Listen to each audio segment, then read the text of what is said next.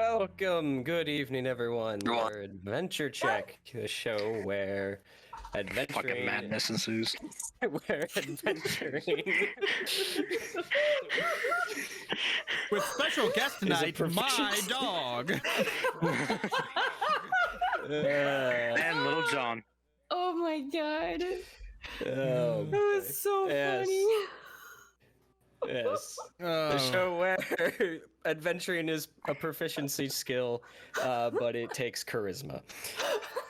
So. Oh my god, that was Alright, great. cut from the top, people. Line. Oh my god. Oh wow. Theo, line? Thank you.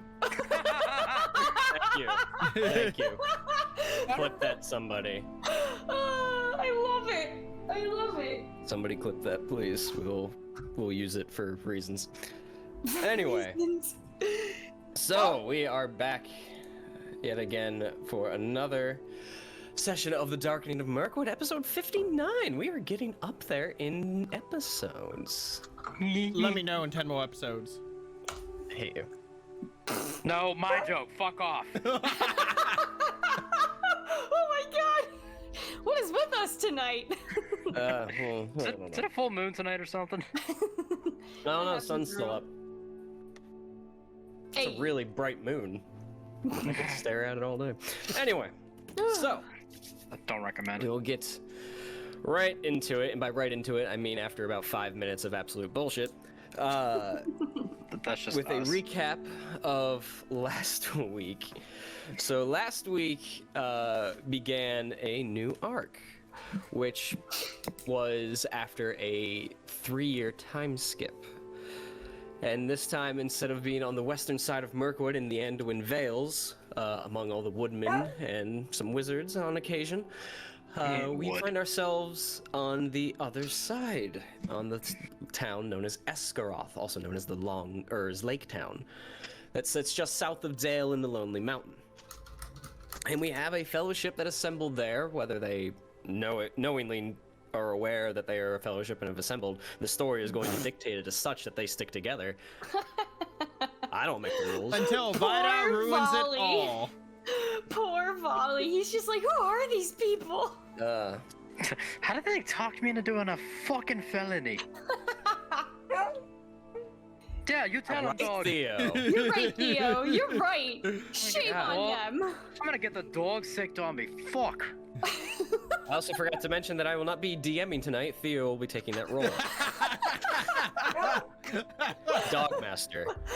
Oh, I love it. Just give him a DM screen.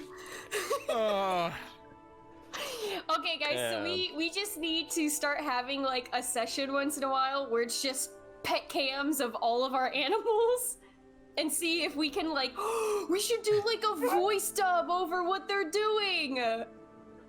Like Matt could be Theo, speaking as Theo, and if Theo barks back, it'd be like, no, natural one or something. And then like Brian and I can be Nova and Klein, and then we can get Ember in for Kevin, and Jake's kitty, whose name I don't know. Speaking of which, the cat role, 3. Oh, The- one of the three.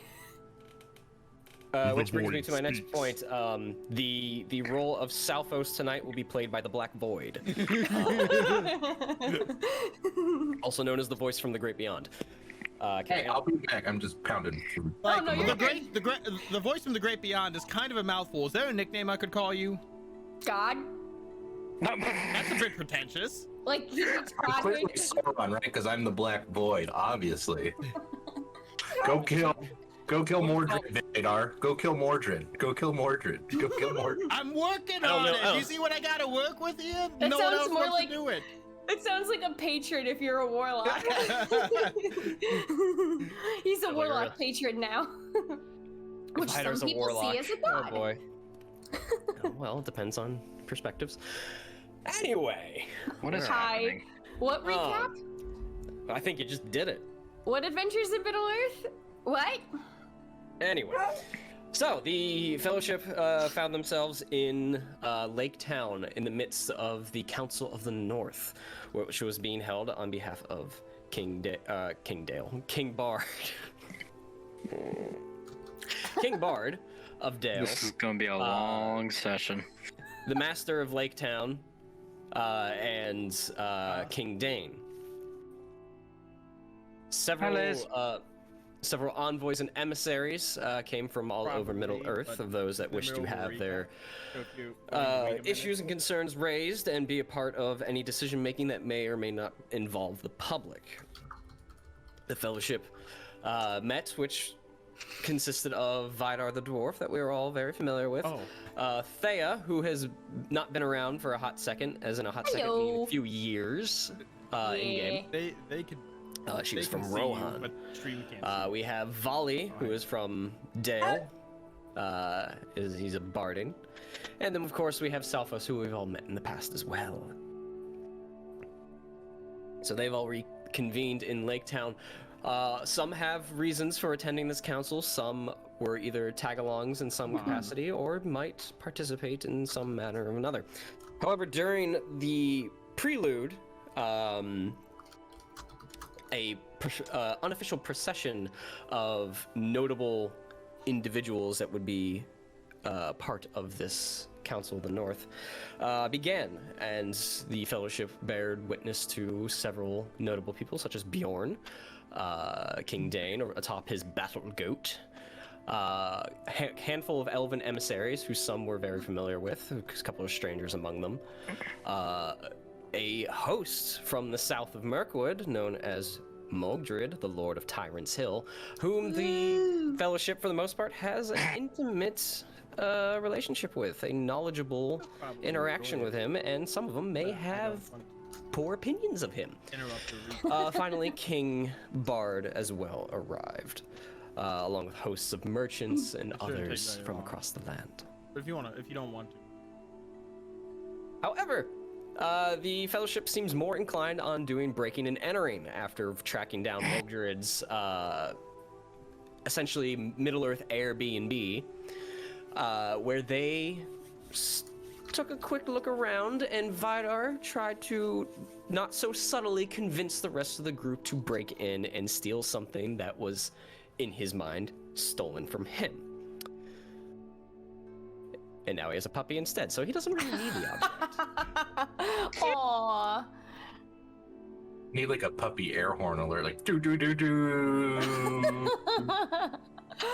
Aww, precious puppy. So, the Fellowship returned to the inn to discuss in private as the evening wore on, and that is where we're going to pick up. As it is early the next morning, in the inn,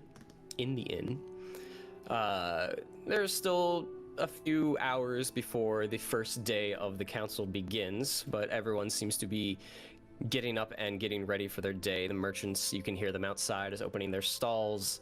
You hear foot traffic and some horse traffic outside as well. But the inn for right now seems sparsely populated. There are yourselves, a couple of the people who may have accompanied you here, Nayla and Seowyn in particular, and maybe one or two additional people that may be staying here in the inn, but that is currently where it is. So, the Fellowship, what would we like to do? It's evening? It's morning. It's morning. Listen to what I say. Yeah. Sorry. Alpha's gonna go get his breakfast and his morning ale. Morning ale. Gotta have my morning ale. Yeah, Vidar's gonna get his breakfast and he's gonna be like, so what's on the agenda for today? Definitely not what we planned for, definitely not the party later this week. Salphos is just gonna sit there and stare at Vidar while drinking his ale. He's like, it's too early for you to be talking to me right now. So negotiations start today, correct? This is the first day of the council. It's not necessarily negotiations. It's not two parties meeting trying to make a compromise. It's raising issues that may impact the whole region, and whether or not the hegemony of Dane and Bard and maybe even the elves have any sway over the matter, or if they wish to get involved. Some of that may come down to trade discussions, which was a bit of a topic that I think was brought up last time, but there's a whole slew of things. Think of it more of like a town hall. These aren't parties meeting together trying to sign a treaty. Okay. And how early do they start today? You have probably a few hours. Okay. I say we, eat our breakfast, we get over there a little early, meet some faces, see what's going on, get a better idea of what's going down, and, just see how it goes, how the council goes down. What meetings we can attend, which ones we can't. I'm going to, let's see. Do I happen to know if Nayla is up and about right now? She is in the inn with you. She is downstairs with everybody. Oh, okay. That was part of my description. Yes, okay, just making sure. Sorry. There's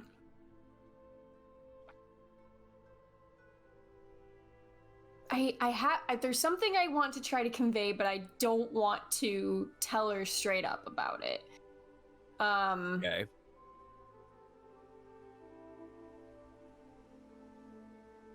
Or actually, I guess, I will look at Vidar and I will ask, so Vidar, I've heard all about, this item, but how exactly does it work? I know I've heard that, It's hard to explain to somebody who hasn't used it before, because the mechanics of it are magical in nature.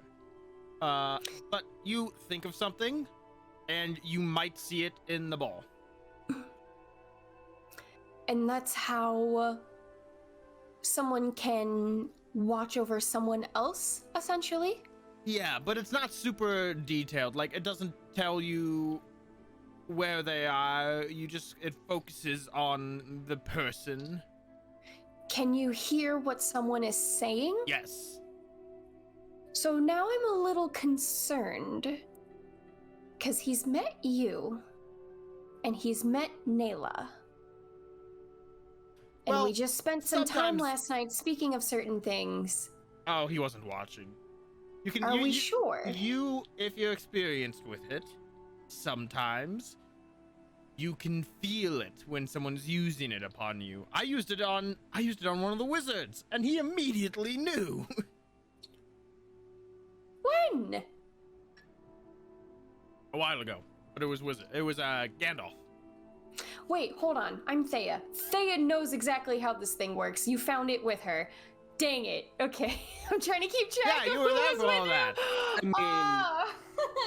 I mean, she was part of the finding. She never used it, No, because she was trying to tell Vidar in the past, hey, why don't you use it on so-and-so to figure out certain other things? And Vidar was like, I don't have it anymore.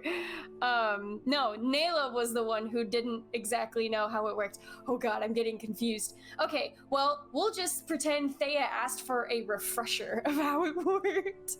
It's been a few years. It's been a while. So I guess ultimately my concern is talking about what we have planned too much out loud, not just for people. No, we have talked all we need to. We have a plan. We just gotta wait for the day now. Right. But say if anything else happens, or if we do happen to need to talk further about something in regards to it, we might have to be a little more cautious than we have been. Yes? Unfortunately, there's no way that I know to defend from it.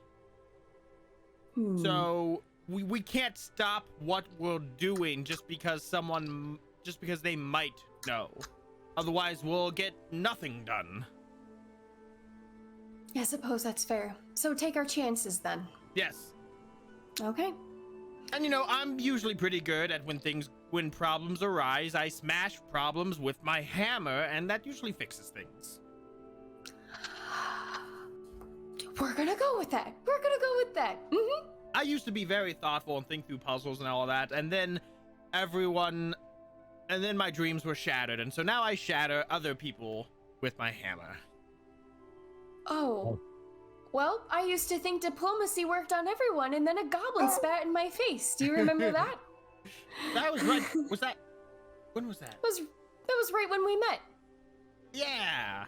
Yeah, that was good times. And I thought adventuring was bright and colorful, and then we went to Angmar. I don't know who told you adventuring was bright and colorful, but they lied. Call it a new adventurer's perspective, I suppose. But I was almost 10 years younger at the time. Anyways. I have to say, I'm gonna get me mallet. What? I want Matt to say I'm getting me mallet. Oh. Anyway, so I just wanted to make sure that if we needed to set some sort of code usage or anything in regards to potentially being watched, but if this is the best we can work with, then so be it. I mean, I refer to it as the party, and everyone seems to know what I'm talking about, so... Well, I do know what you are referring to, yes. So, it's the party. I'm responsible for if someone forgets the cake. And you're helping me with that because you know a good baker. Yes. If worse comes to worse, we can go check out the baker and make sure we have something nice and dazzling to surprise and distract everybody with. Vali is handling invitations, and Salphos is in charge of gifts.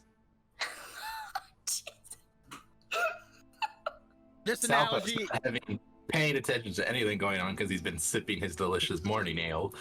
I will not tell anyone else about this, and this analogy will never go wrong.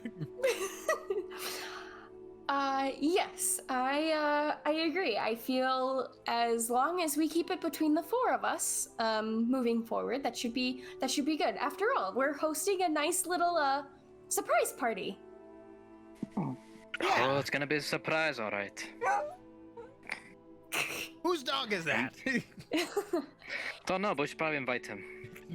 Oh, that's a great idea. Everyone loves animals. I do. Next time I play a ranger, I'm gonna take a dog as my companion. I'm just gonna bring Theo with me everywhere I go, and he'll just bark, and that'll be his role play. I love it. Okay, so well, we have 4 days until the party, or at least we're waiting until the 4th night of negotiations to host this party. So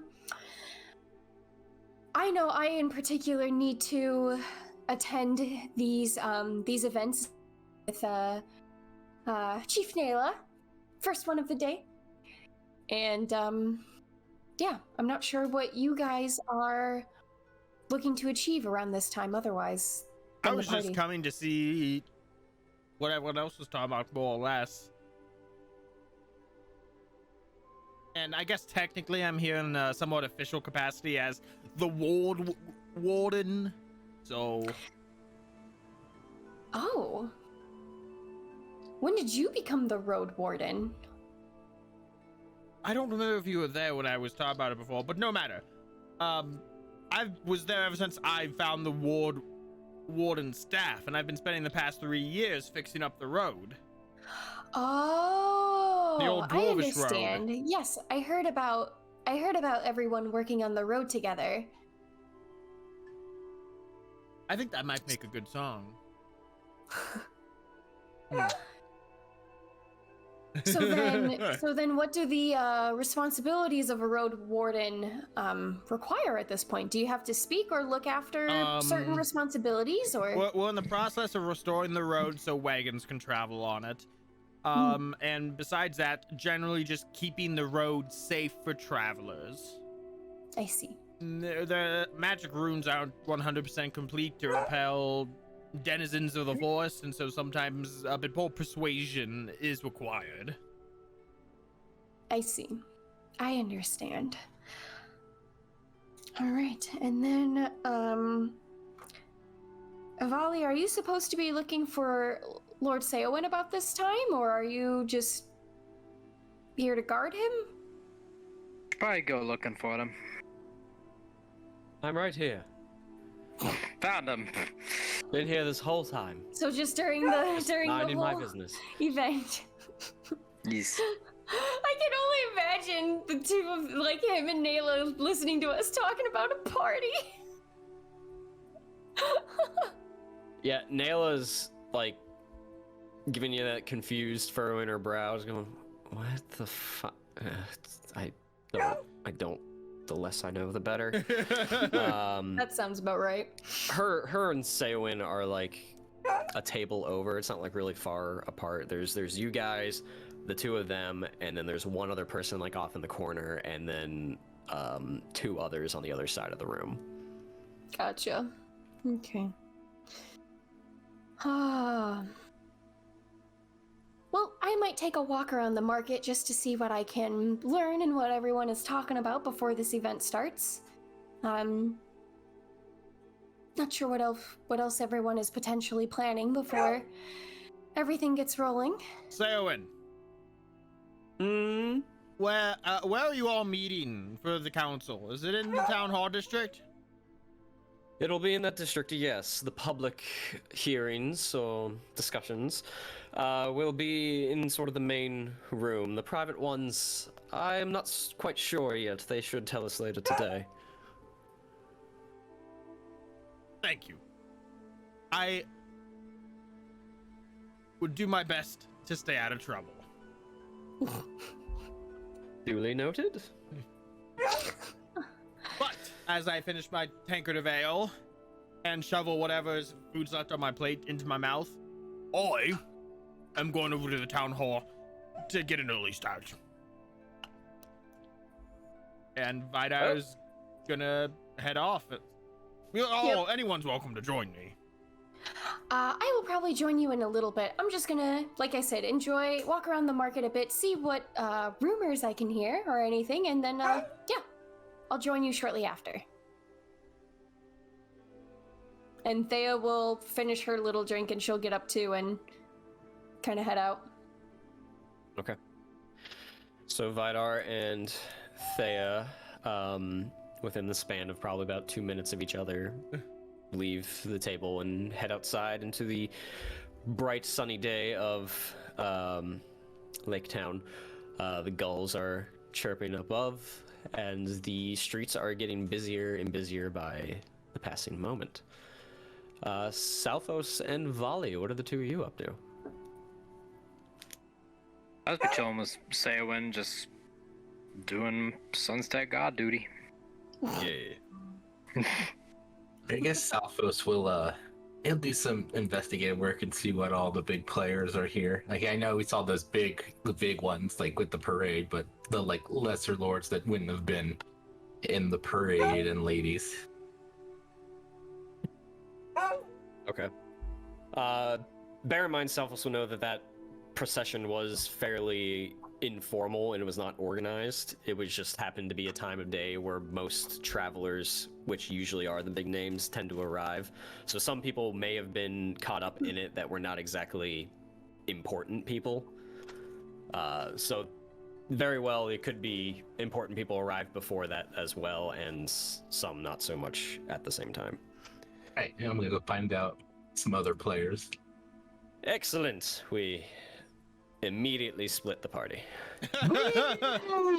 This happens all the time in Lake Town and Dale. We need a party split. There was button one that you time we split the it's like- party between Lake Town and Dale. We were That in different too. cities. We need a Yes. party split button that just makes a graphic happen on the screen that's like party split. Put a Lord of the Rings gif across there. Generally, it is much safer to do that in a sanctuary or a town such as this than it is out in the middle of the wilderness. Alright, so let's just kind of go in order. Let's handle Thea first. Cool. So, Thea. We'll handle her. Let us get the Lake Town soundscape that we all know and love. Fish market. Is this the one with like the he's just a boy? Could be. Is it that one? I don't remember. It's my son. So Thea, you walk out of the inn. Most of the vendors are pretty much set up in terms of merchants. You see dwarven merchants, merchants from Dale, a couple of elven, probably from the elven district itself within Lake Town, and just your common folk moving about. Some are making their way back towards the town hall district. Well, before I get too far ahead of myself, I almost forgot again, like I forgot at the end of last session. So, get that on the board here, the hunt score and the veil. Oh. Oh, ooh. And you'll notice it has jumped from 12 to 15. Oh no. Oh. Before we move any further, I'm going to need an eye awareness check from the party. Who's the last one that did it? Who hasn't done that roll yet? Stalfos did it I last. think I'm the only one who hasn't rolled it yet. Then you Do gotta it. roll it. Send D20 it. plus 5. What am I rolling? What? D20 plus 5. So, yeah. So for anyone, this is Use my a refresher. inspiration to help give her a reroll. It gives her an advantage, not a reroll. Yeah, I'll do that. Yeah, I'll do that. Oh, okay. Okay, so Salfos is gonna burn his advantage to get advantage on the roll. And just explain it again real quick for everybody. Hey. Oof. Disappointed. So, we are in the stage of Middle Earth where Sauron has returned. The Eye of Barad-dûr is gazing all across Middle Earth currently. So we have two scores to keep track of: the Hunt and the Veil. The Hunt is essentially the DC for the party to beat to try and avoid his gaze. They aren't knowingly aware that Sauron is either looking for them or coming across them. But this is sort of just a passive thing. The Veil is their bonus to that roll, and there's a couple of factors that tie into that, which will give it either take away from it or add to it, and of course environmental as well. So if they fail these checks, something will happen where the eye finds them, and something in any capacity. It doesn't necessarily mean the enemy just shows up at their doorstep, and it doesn't mean immediately either. It could happen at some point later. Won't even technically happen within the same session. But if they succeed, they avoid Sauron's gaze. And with a 24, Woo. the party itself currently is able to avoid Sauron's gaze. Camera focus on my face. Kinda. So Thea, you walk out and you see everyone going about their day, vendors trying to grab people's attention, trying to sell their wares. What would you like to do?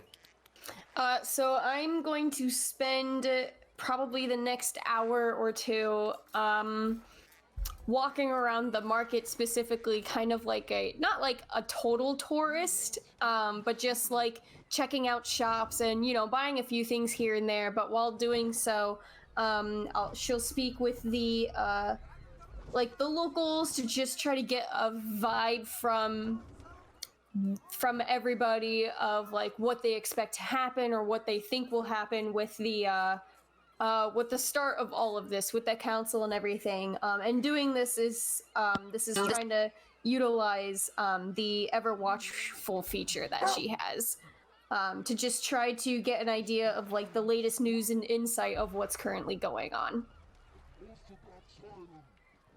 Okay. Is that a set DC in the skill? What Yes. is the DC? It's a DC 12 for an investigation check with advantage. is so fucking easy. I feel like I make that comment every time. You have advantage on a DC 12, like why bother? That's what it Okay. says. It's a pretty early feature you get for a warden too. So I'm not saying you're making it up. I'm just saying no, like yeah, it's like having an advantage on a DC 10. yeah, Like if you're gonna miss it. yeah, and Like, especially when I feel like the DC would be better suited at like 15 to have advantage on, but whatever. yeah, well, and especially when Thea has a +10 to it. My point. Yeah, so She you has would to have roll- you have to roll 2 natural ones to just outright fail, basically. A 1 and a 2. 24. Oh no, wait, 23. Sorry, I forgot that her character sheet. Let me do that. The whole toggle Yeah, for that would just make advantage. things easier. My bad. Yeah, so you spend a bit, mingle amongst the crowd, investigate a few stalls, making small talk here and there. I'm buying tea leaves. Okay, that'll be a 3 silver for the tea leaves. I'll buy They are enough. imported. I'll buy a gold's worth. Cause I don't Wizards of the Coast, Cubicle 7, Games Workshop, everybody, just throw all the currencies out. Just use one. No one deals with it. No one wants to do the math. Just get rid of it. Just use gold. It's one. Deal with it. I had 200 Everyone gold. just I don't want becomes to do generous tippers in worlds that do not tip. I'm gonna build a whole campaign that's all about finances now, and it's gonna be very No. strict. I don't want to play economics. There are exactly 62 different coin types. If you tip buy too a large, gold's people get worth. suspicious. You're up to no good. 1 GP worth. Your social score goes down. of tea leaves. Okie dokies. Okay, I bought tea. From now on, I'm just assuming everybody's buying at minimum a gold's worth of something. Anyways. I get it. We're not here to play shopping simulator. Whew. Okay, so you go about, you rub elbows.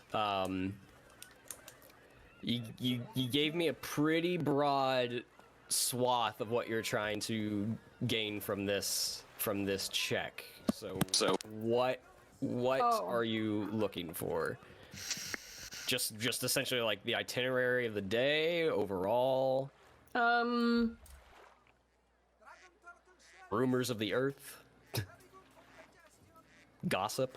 I keep forgetting I have that ability.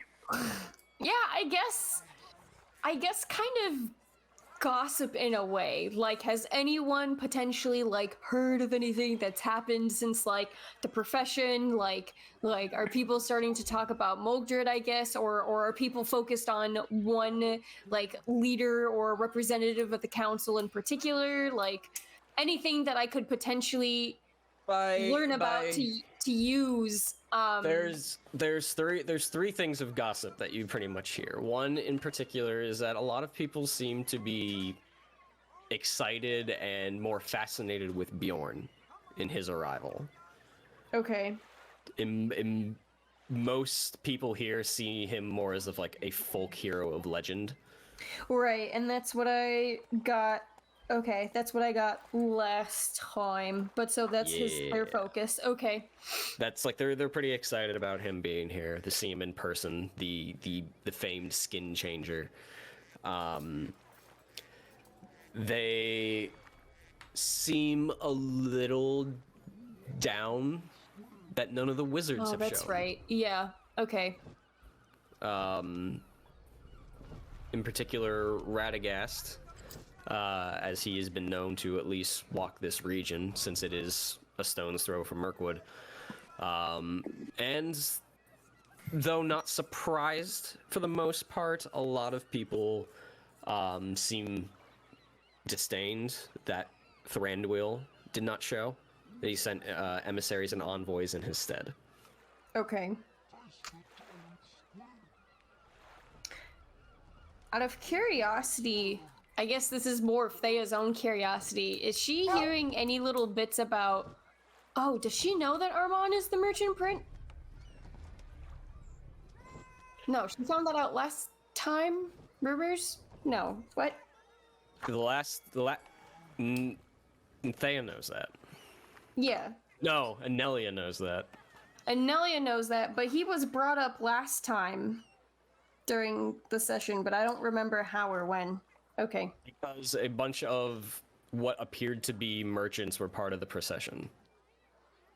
Oh, so you confirmed for players that he wasn't there, basically. I confirmed you don't see him. Oh, okay. I never confirmed he wasn't there. Okay. Never mind. Because she's definitely curious if he's around by any chance. So I don't know if I can figure that out too by any means.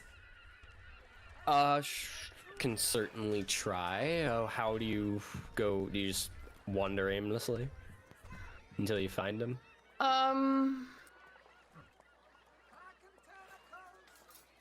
Yeah, I guess she'll nonchalantly just kind of look Okay. around every stall to see if she sees the one that she remembers that he had the last time they met. But I don't even remember if that was That was here in or a Dale. different city. That was in Dale. These two cities confuse the crap out of me. They're like the only two cities in the entire game. Okay, that's fine. I basically did want the idea of what seems to be like the primary focus going into these events, and if people are, and you gave Well, me what from- people are most focused on, essentially. So And from the commoner's point of view, yeah. Yeah, The people yeah. that you were among. So okay, yeah, and you listen about and you talk to people and you carry on. So we will Yep. shift on over. pan over. Vidar, as you make your trek over to the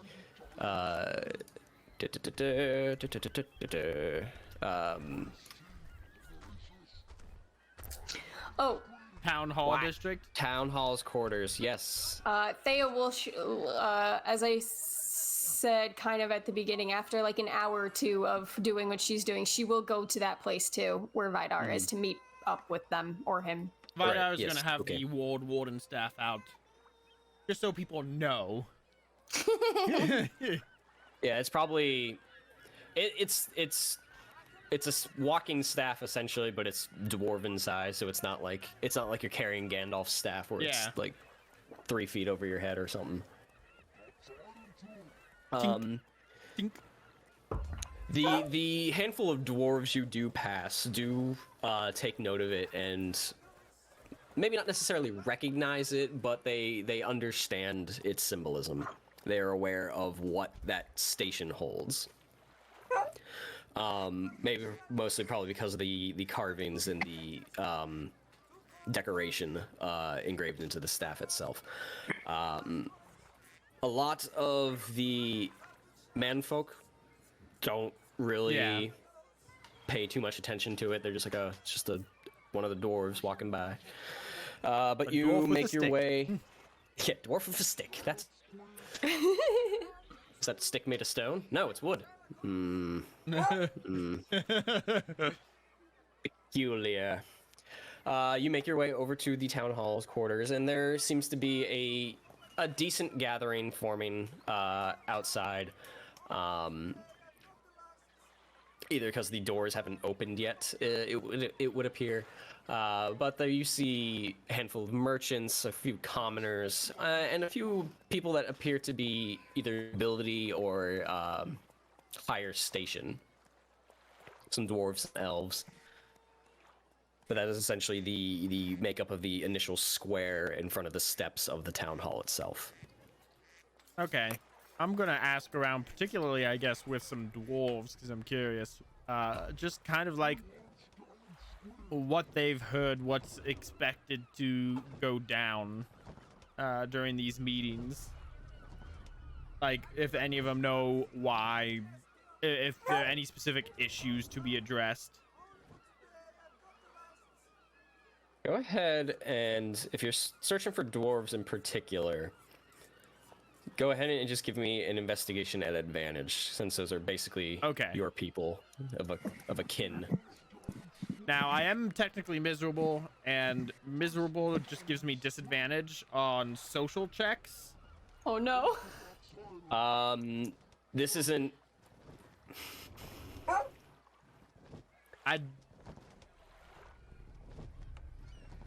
Yeah, no, yeah, you'll have a disadvantage here, so Okay. straight roll. I was asking because it's investigation, technically not usually social. Yeah. But this is a social situation, so I wanted Yep. clarification. Okay, normal. I had to run through a few things in my head. 14. 14, okay. I'm just a ticking time bomb. I know. I'm a little scared.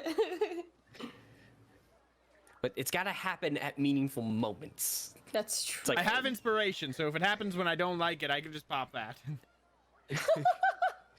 Unless you roll another nat 1. And then, yeah, I mean, then it's meant to happen. Yeah. The dice gods say so. You look around, and you find a small troop of dwarves, like 4 or 5 of them, off to one side. They seem dressed in simple clothes. The cloths and the leathers, they don't seem to be donned in armor or anything extravagant. But you make your way over to them. Oh, Boy, what brings you lot here? oh, we're here for the dog races. The dog races? I haven't heard nothing about no dog races. It's a hell of a thing. Theo's Hell got of a a thing. spotlight tonight. Poor Kevin. Don't die, Kevin. Hell of a thing. I think one year there was a halfling out here and they had a mastiff and they actually rode it. Ooh, It was a sight that to see. would be a sight to see. No, there's no dog races here. No, sorry. Not a thing. Well, but Apologize. you've Pulled your leg. come. You got me. You've come here with the dwarves, though. What are you hoping comes out of this? Well, there's a couple of topics on bards, not bards. Most of the bards, but Dane does have a hand in it because he has some sway over the votes. But some trade going around in the area. I don't think it'll be too much of a problem, considering the settlement in the south that recently got stood up a few years ago. That seemed to really handle the situation. What else? Oh, you're not talking about Tyrant's Hill, are you? I don't think. No, I'm not familiar. Black Tyrant? No, it's something. Something. Sunstead. Aye, Sunstead. I'll be honest, there's not too much Dane's concerned about this year. There's usually somebody peddling around about abandoned dwarven home up in the Grey Mountains, but I've heard that's been resolved. So I don't think that'll be on the topic of discussion this year. I would argue that it's. I don't think it's been resolved, but that is a discussion for another time. But I'm myself here as a representative of the Forest Road project. Boffrey and I have been heading up, restoring the old dwarvish road through Mirkwood. Been coming along pretty well. Aye. Well, that's good to hear. Almost ready for wagons. Almost. How long until you think it's ready? I hope that it'd be completed within the year, but you know, for every moment I'm here at these meetings and not there continuing to work on it, it's gonna take a little longer. Understandable. But do you think it'll be completely ready? You can open it up by the end of this year, or do you just to have the ability to traverse it? Just the ability to traverse it. It won't be it'll take some time to hire the manpower to patrol the road. And then we have to attract trade, but I guess I'm getting a little head start by, you know, passing on the information that it should be expected to be ready sooner rather than later. Well, if it's manpower you need, it might be something worth bringing up. Plenty of people around here might be willing to help, but it will have to go through Dane Bard and the master here. Yeah, it's the reason I'm here. Yeah, there's a dog running around somewhere over there. Yeah. There's only one in the entire town. It's a little weird. Very loud dog. Well, I hope you'll enjoy yourselves. Drink some ale. Don't I've take already things done too that. seriously. Drink some more. You're not drunk enough yet. Aye, aye. And Vidar would just putter about then. Waiting for the Alright. event to start. The event. Okay. We'll go over to Volley as you sit back in the inn. Seowyn sits alongside you. Well, are you excited to be back here? I know you're from Dale originally, but this is a stone's throw. It's basically the same place. Yeah, I travel back and forth. It's nice to get reacquainted with the city. It's been a while since I've been here. Well, I've heard whispers in the wind that a certain somebody is in town. Do tell. Our neighbor to the south, Mogdred, Ingold, or whatever. Equal or whatever. To be fair, I do not know Ingemer's family history other than the fact that his son went missing, and this is apparently the prodigal son. But I know he has a thorn in some people's sides, and that he is at least in the area. Any idea where? No, not really. I don't really do those sorts of things. But that's why I'd like you to come in. You understand pardon? you are... Hear me out, Volley. Now, we are here for, or at least I am here for the council. Either I am here to be a face and make an appearance, or perhaps have some sway in the matter. We will see. However,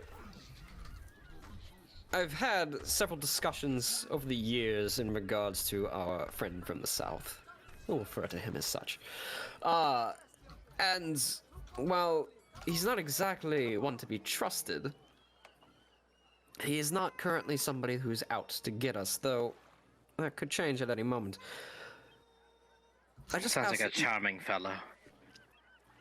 Well, you live that far south in Mirkwood, and eventually something's going to give. The only Seems like thing it was I his sanity. worse things have been lost. The only thing I'd ask of you while you're around town, you don't have to attend to me 24/7. That's not necessary. But his intentions are unclear. I would just ask you keep an eye out. Will do. B&E. B&E. B&E. Just keep an eye out if anything suspicious or dangerous arises in town. Let me know. Oh no. Because it could be very well something we need to alert others in town as well. This one sounds like a real hassle. Could be worse. So far, he hasn't done anything to Sunstead, and Valar pray that he continues to not do such. Right, Nayla? Uh-huh. I see you have your opinion on him, my lady. He's a dick. That sounds like the consensus I'm getting. Anything you can tell me since you seem you have a little bit more background with him, anything particular I should look out for? I've only seen him fight once, and that was terrifying enough. So don't pick a fight with him. I wouldn't advise it. His tactics are brutish, aggressive, overwhelming, but tactful all the same. He's not to be underestimated, that's for sure. And, well, I don't know the full extent of it. There's more to his ability than we know. He may have recently come into possession of something that gives him a little bit of edge over everything, so just be aware that whatever you might try, if you encounter him, he might already know it. So So it sounds like he has moles, spies. More like a rat. And just one. You know the rat? All too well. She just picks up an ale.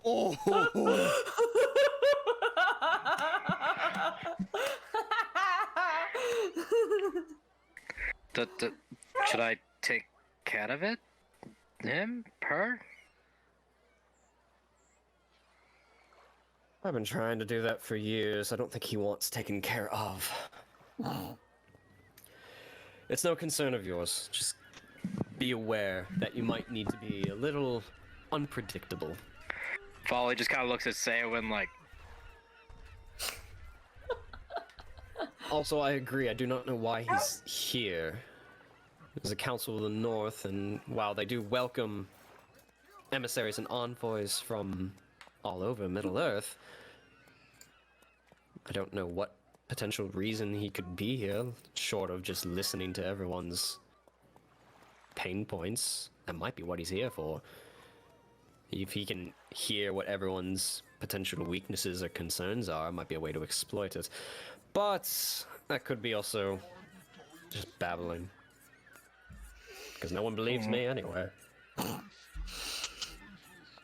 I pat my character spiritually on the head. I just kind of whisper to Saywin, is she always like this?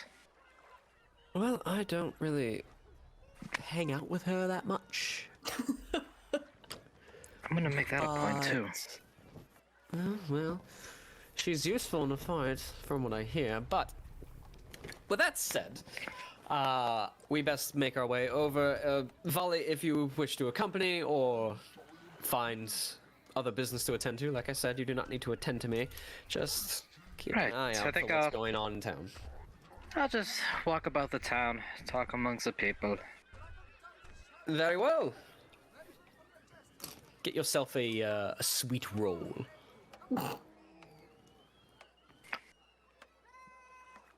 3 copper, but I'm just assuming people are going to come at me going like, I'll just pay a gold, fuck you. Well, I don't have any copper, but I will pay a silver, and I want my change. Better than what I did. Son of a bitch, now I gotta go back. Yeah, they return the proper amount of change. What's our economics? Is it? Oh, there it is, economy. Or is it I economics? think it's economics. Hooked on economics. Hooked on phonics. Yeah. All right, you gave one silver. Correct. Yeah, you get like 9 copper back. Sweet. Thanks, Nightbot. And by transitive property, Matt. So yeah, you go about and eventually munching on your sweet roll, make your way back towards the town hall quarters. One hand resting on the hilt of your sword, and the other hand with a sweet roll. That sounds like a fucking good day, in my opinion. While I'm walking, I'm kind of like keeping an eye out, seeing like if anything from like Mogdred or anything like any word of it or anything, just kind of popping up in the streets. Alright, give me a perception check. Toss a roll to your barding. It's Oh, sweet. valley of sweetness. Yes, so sweetness. Whoa. Oh, Jesus. What is happening? Casserole to your burning Oh, valley of sweetness. sweetness. Oh my valley. god. Is AdventureCheck gonna do a cover? Parody No. cover. A cover song now? Well, I haven't sang in years, but if I have to. Take a shot for the team. Yeah, 13. At this point in the day, the streets are getting pretty crowded. It's just a cacophony of noise talking back and forth. You do keep an eye out. You don't see anyone that sort of sticks out as to be one of Mogdred's entourage based on what you saw the other day. And by no means is anybody like that seeming to approach you. And no one is, from what you can hear, talking about it. You hear more gossip about the wizards and Bjorn and Bard's wife, the queen. But you do make your way back there, and we will Star Wars screen wipe over to Salphos. Hello. That's me. So we go to the planet, a desert planet with two suns.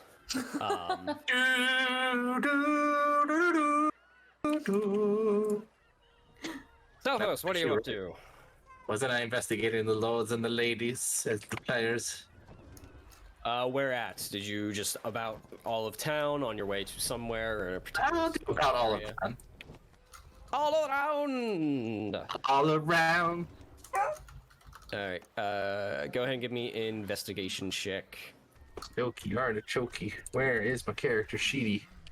Oh god, I'm bad at this. I'll make sure I'm on. There we go. 9. 9.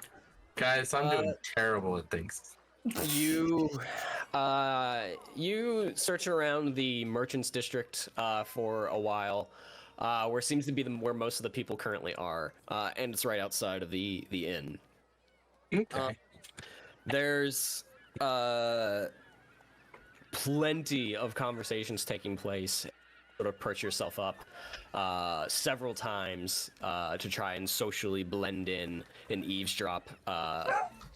But almost every conversation you drop in on is somebody just talking about their day, about the prices, the weather, idle gossip. Nothing really actionable, especially from any lords or ladies of the land. Booty. Yeah. The one group of nobles you do find are talking about the queen. Oh, the queen. Yes, the queen. Queen Una. Ooh. Darwinian. Ooh. I instantly think of the disenchantment, Queen Una. Oh. Not her. Not quite. But yeah, your investigation unfortunately doesn't yield any actionable intel. Well, poopsicles, guys. Is there anything else you wish to do? Um, To head back for the council. I guess I'll head back for the council and watch that. Okay. As the day draws on, roughly about noon, as the sun sits high above Lake Town, reflecting off of the water, people congregate in front of the town hall, and the square fills up with people, all sorts of people. You see the elves, the dwarves, the merchants, the common folk, almost all walks of life that you've seen in Lake Town are pretty much standing in here. On top of the steps, you see King Bard, King Dane, the Master of Lake Town, and the Elven emissaries. King Bard actually steps forward and raises a hand, and the crowd sort of quiets down, and he addresses, The people of the North, thank you for attending here. We will be convening inside to hold a public forum momentarily, where we will be addressing issues that surround our land. Specifically, for those interested, as he pulls out a small scroll of parchment, today's topics, and as he looks back to the rest of the assembly behind him, that we recently agreed upon this morning as the issues that we would be discussing today, or at least for the public. Yes. Lord Bjorn from the Anduin Vales is here to discuss a issue arising in his area in the west concerning a rival tribe. And then we will continue on to discuss trade matters between Erebor, Dale, and likewise Lake Town as well, and potential other regions that might be involved with that. So that is the business of the day. Like I said, it will be held in the audience chamber behind me momentarily, so all are welcome to give their opinions on the matter, gain information, or merely just observe. Votes will be held after, if a vote is called for, of course, votes will be held later on after the discussion has concluded. So, thank you all for attending again. It means every little bit to me that you are all here and take an interest in these matters. Foreign envoys that have acknowledged the invitation here and have shown up, please meet with the... What is she, Master? The secretary? May I meet with the secretary at the front desk? She'll show you where to sit in particular. Everyone else is more than welcome into the viewing area. Thank you. As he sort of steps back in the entourage of his turn and head back into the doors, or through the doors of the town hall, and everyone in the crowd starts slowly shifting up the stairs. There's a couple of people that hang back or either turn around and head back, seemingly uninterested in what the order of business is. The four of you, are these discussions you wish to partake in? Yeah, I'll listen. Trade matters between Erebor and where else? Erebor, Dale, Lake Town, and any other surrounding region that might have an issue or a desire to bring up. Go listen. I'm gonna go to the secretary. Okay. I am too. Okay. Because I don't know if this is where we're supposed to go, but I'm still gonna do it. It's just like any conference. Like, I don't know if I'm in the right place. Yeah. Like, this is my tickets. Can you point me in the right direction? You validate parking. Volley, are you going to attend or? Yeah, I'll attend. All right. So the four of you head inside. Slowly, as the crowd is sort of just slowly filtering in. There's no really rhyme or reason. There's no cue for it. And people are just filtering into the seating area. And you guys make your way up to the front desk. And this is where we are going to take our break. So we will be right back. Don't go anywhere. And we will continue our session of political intrigue. Be right back.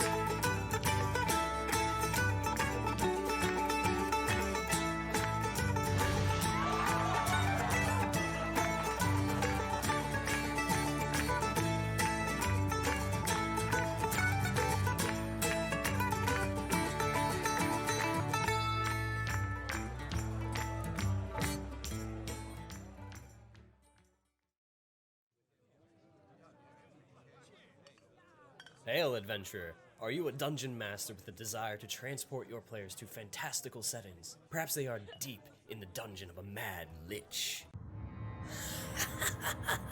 Fools, you have intervened for the last time. Let's see you survive my fireball. Or perhaps the party has just come across bandits, and the Goliath monk releases a flurry of blows and a stunning strike to gain control of the conflict. Nice rolls on the attack. Or maybe the party is taking a breather after another difficult quest. If this sounds like something you want at your next ttrpg session, then head over to battlebards.com. By subscribing to BattleBards Prime, you get the ability to immerse your players in your campaign. You'll get complete streaming access to the libraries of both BattleBards and Platemail games. And whether your game is in person or virtual, you won't be limited, as you will have access to a caster and a mixer to be able to broadcast the tracks to all of your players. And of course, if you want to download and keep any tracks, then you get 20% off all in-store purchases. So what are you waiting for, adventurer? A quest posting at the local guild hall? Get over to battlebards.com and subscribe today, and use the coupon code ADVENTURE at checkout. Stay proficient, adventurers.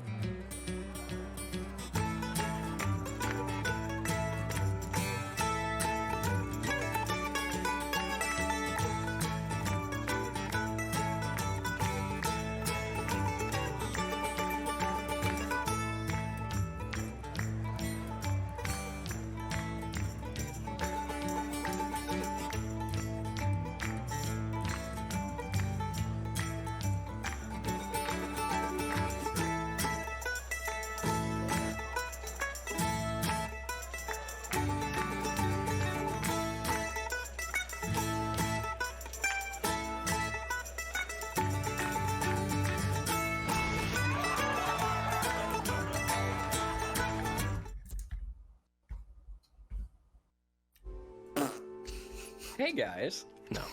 No, placement. All right. One thing on the break. There is a typo in the schedule. We are working on fixing that. But Friday's streams are not at 8 p.m. Eastern. They are at 5:30 p.m. Eastern.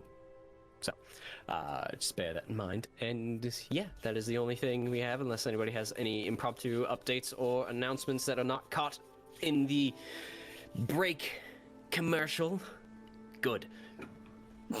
Moving on. Kitty loaf. Kitty loaf? Cat loaf. There's No, a it's cat loaf. behind you. Bread loaf. Oh, that one? Yeah. Yep. The cat Are you loaf. a kitty loaf? Mother. How it's dare time. you talk to me? Mother. Did you see that? She was just like, are you a kitty loaf? You want to say hi? No. Do I look? It just hisses at you. It's like, okay. Yeah, Tech Cat is currently not pleased that her presence has been made aware, but it's her fault for sitting behind me, so... Let me close the door. Right. Alright, so everyone begins filtering into the Great Hall of Town Hall. Great Hall of Town Hall. It's a lot of halls. The four of you stop off at the front desk. There's a few people ahead of you. They take a few minutes as people just trickle on by. And after a while, you come to the front of the line. And Vidar, as you are at essentially the first one at the helm, you come up to the desk that sort of like comes up to here on you. Yes. Not a hobbit, you're a dwarf, so I'm just trying to visualize. Yes, how can I help you?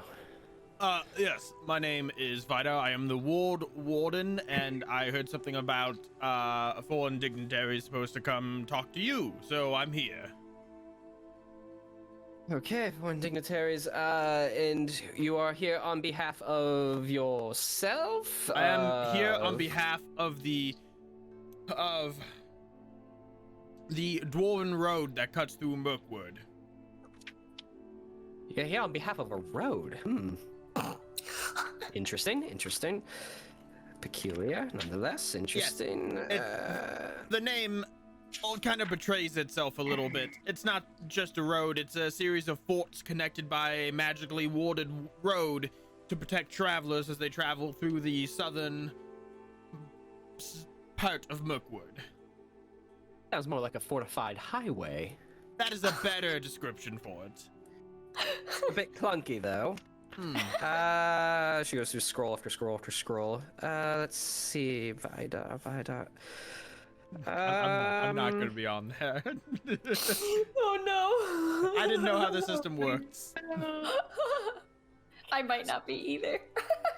I don't see you on the list. Were you summoned specifically, or were you just attending?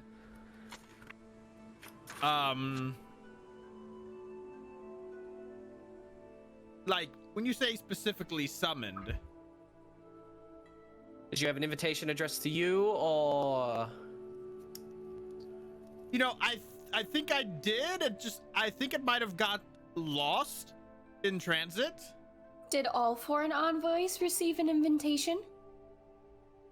Notable ones that would be here. Bjorn was one of such. Well, I mean, I'm not on... Maybe I didn't get one, because I'm not on the same level as Bjorn. In the midst of this discussion, Nayla walks up. They're with me.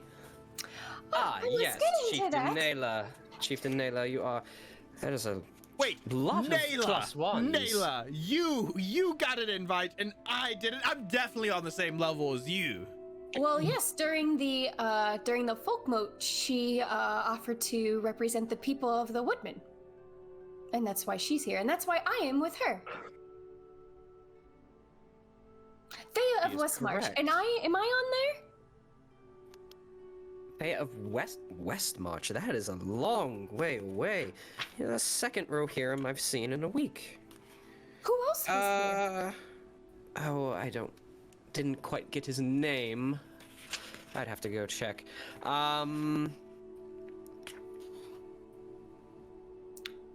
Yes, here you are. You are under Chieftain Nayla's Yes. +1. But all of you are +1. Well, surely the Road Warden deserves a space Yeah, I'm as working an very envoy also. closely. I'm working very closely with Nayla and her people, as they will benefit the most from this highway. Especially when it comes to discussing trade matters, as one of today's topics will be.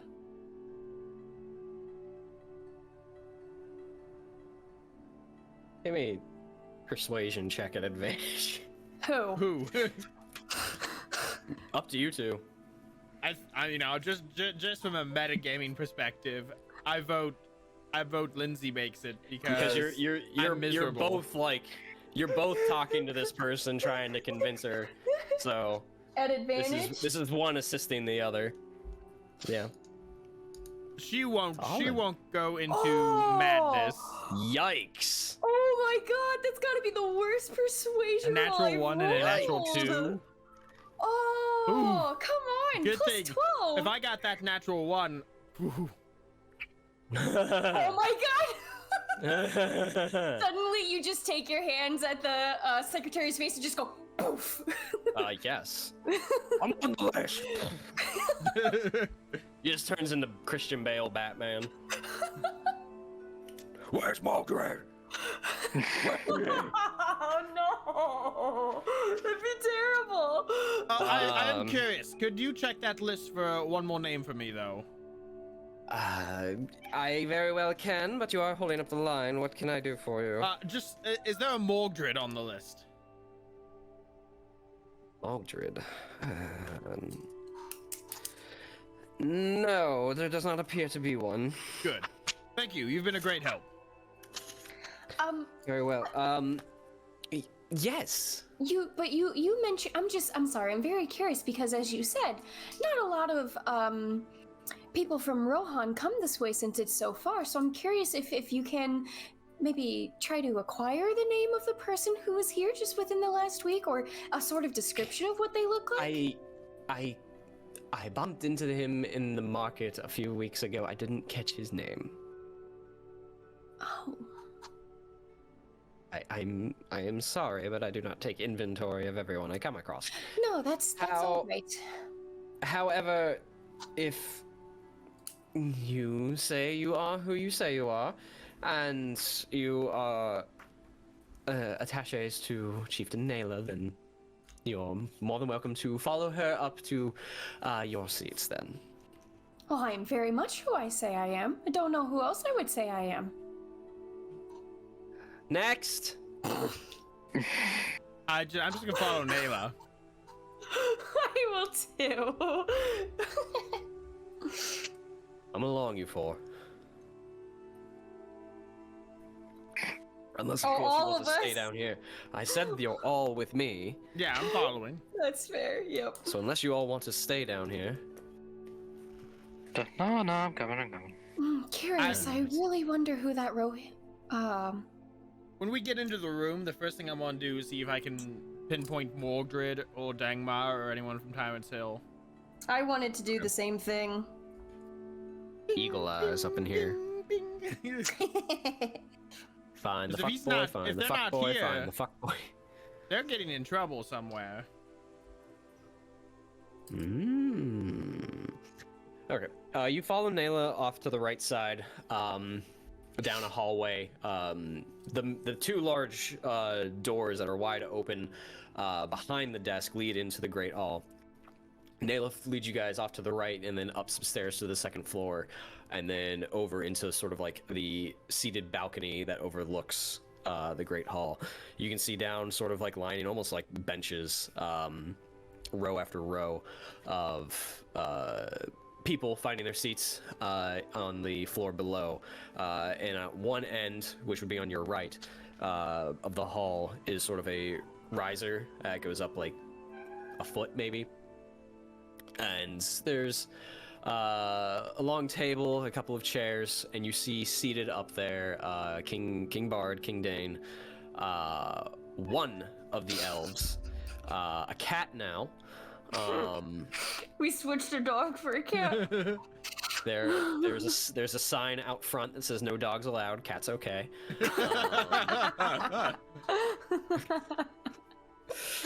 It is strictly enforced. Oh, there he is. And then there were two.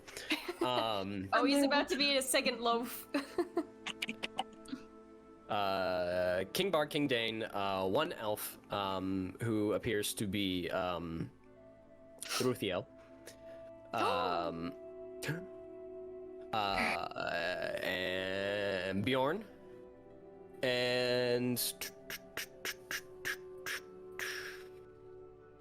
one person, Thea and Vidar, are recognized as Armand. Yay. The merchant Armand, also known as the Trade Prince of Dale. More like the trade prince of my heart. Oh! And next to him, you see Callan here. I would not be shocked. Callan here is not sitting. He's sort of like knelt down with his head down, outreached as a bowl of grapes, my lord. Poor Callan here.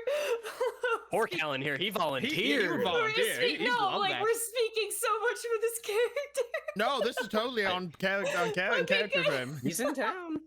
That's true. That's true. Callan here is in town. Oh. Did I not loop my music? Getting around town. No, I did. Okay. Excellent. That sounds dirty. Yeah. Anyway, so yes, those are the people you see, minus Callan here and the cat.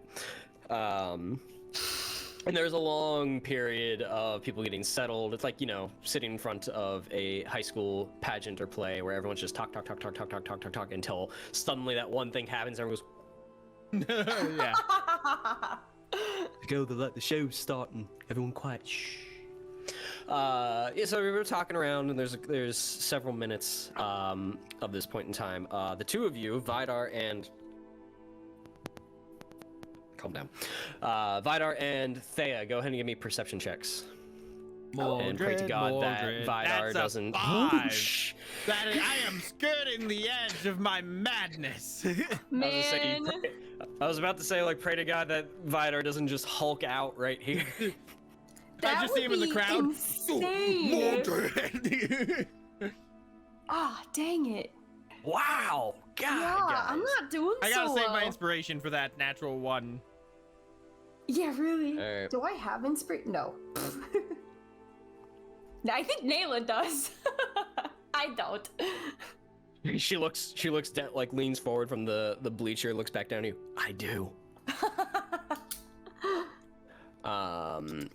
Okay. So the two of you scan the crowd. You see all sorts of people, but it's really hard to pick out individuals from the crowd. You don't see any sign of Mogdred or Dagmar or anyone who tends to fit their description. Not from your point of view, at least. I will pause to see if that alters whatever the hell you guys do. Ruthiel! Armand! I mean, honestly, because we're like up in a crowd, right? We're not. So we're not the you're main part. We're not part of the talks.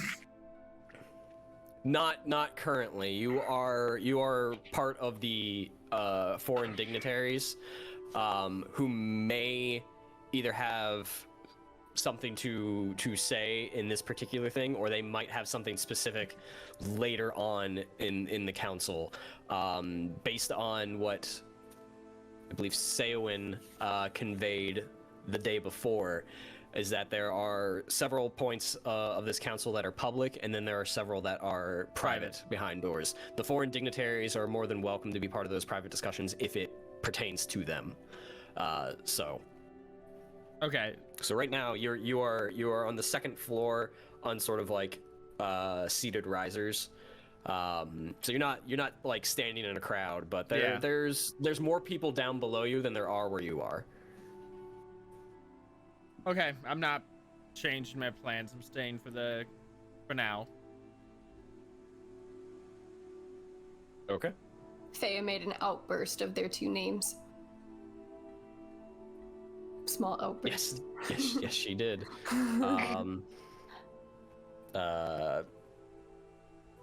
Nayla kind of acknowledges it. No one else seems to.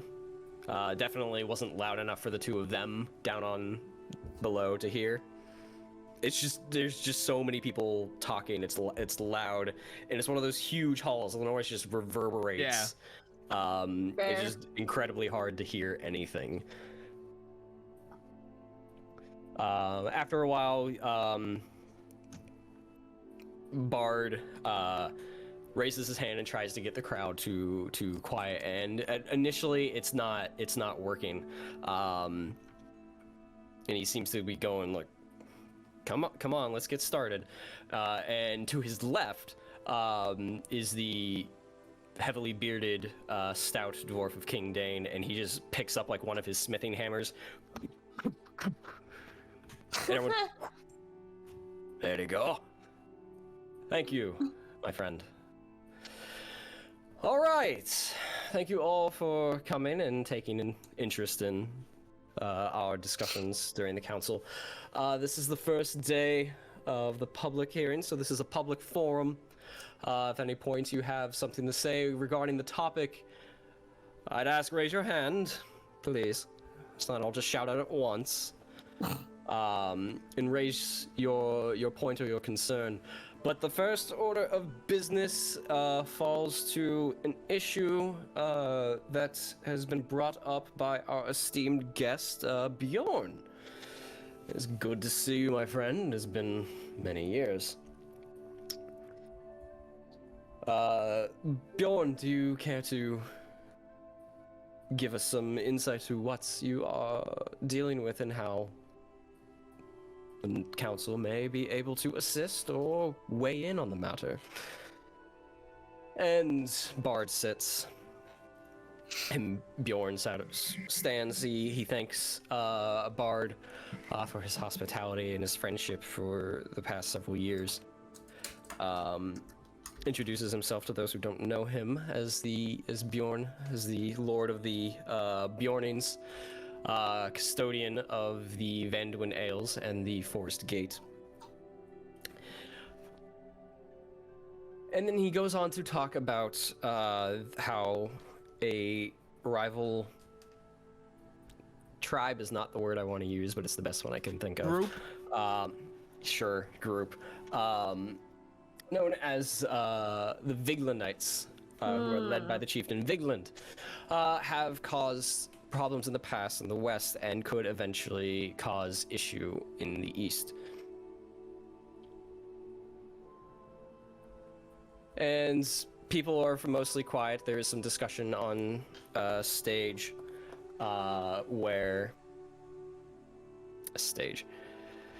that's for the most part, Bjorn says that Vigland, over the past few years, has grown quiet. There has been sparks that have sort of reignited the feud, but has quickly died off, and it has nowhere reached the level of escalation that it did 3 years ago.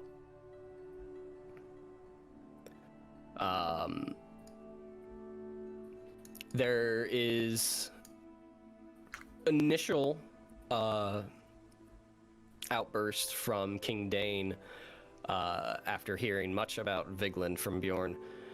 He just sort of outbursted, well, if you want, we can just form an alliance and march right over there and just crush this slaver.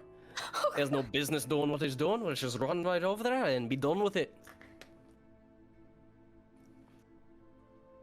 And there is initial hesitancy from that. Vidar's just gonna, from the crowd, just go to Dane's statement, go, here, here! Yes!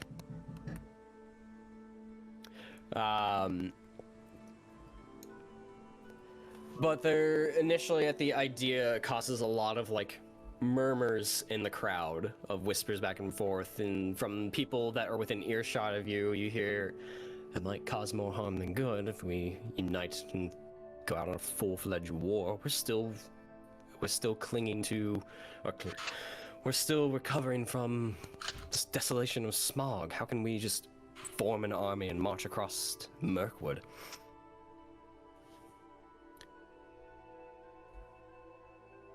And that is one of the main things Bard raises to counter Dane. Bard points out that between Dale and Vigland is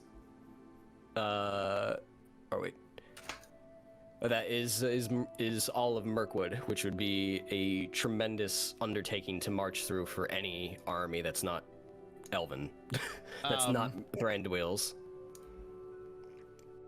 Yeah, go on. I don't know. I don't know the format. Just waiting a little bit. No, I mean you can. He just said like, just raise your hand if you have a thing to chime in with, just to prevent people from going blah blah blah blah blah. Vidar will raise his hand.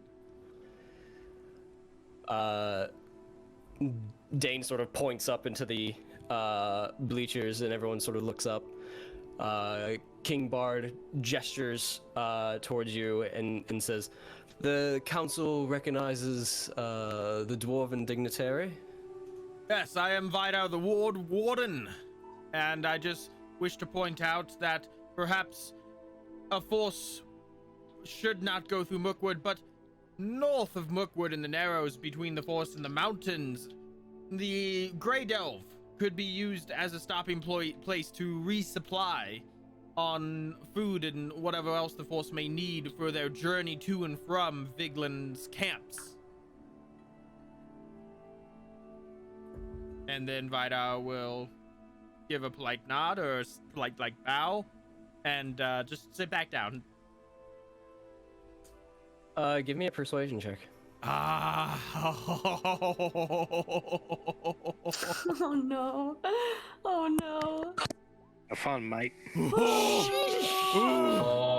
I'm kissing that. Fire. I'm You are playing with fire. Oh. That 17, that was a natural 18 I missed out on because I'm miserable. Yep. Bard nods. A fair point indeed. Now that the Grey Delve was reclaimed some years ago, it is friendly territory that we can march through.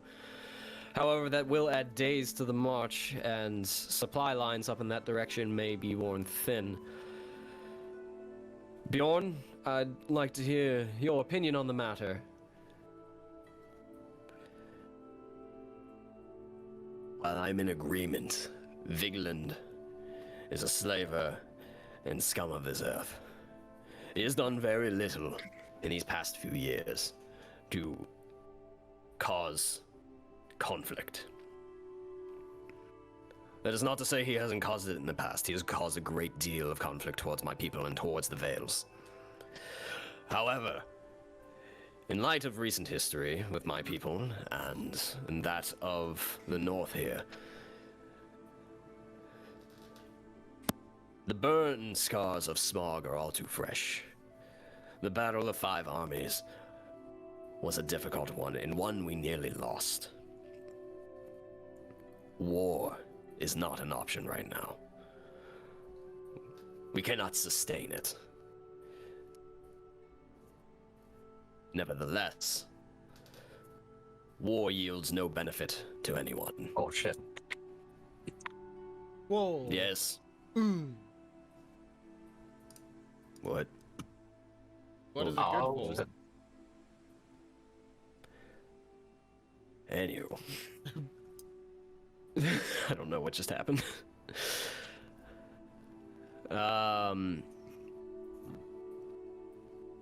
Ultimately, they sort of mostly Bard, the elves, and Bjorn.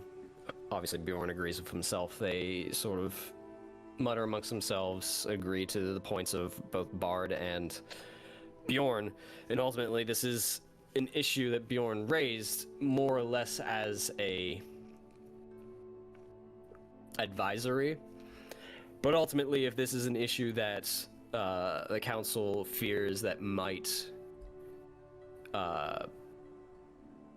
cause travel harm and cut them off from the western side of Mirkwood, then they have the ability to intervene with or without Bjorn's blessing.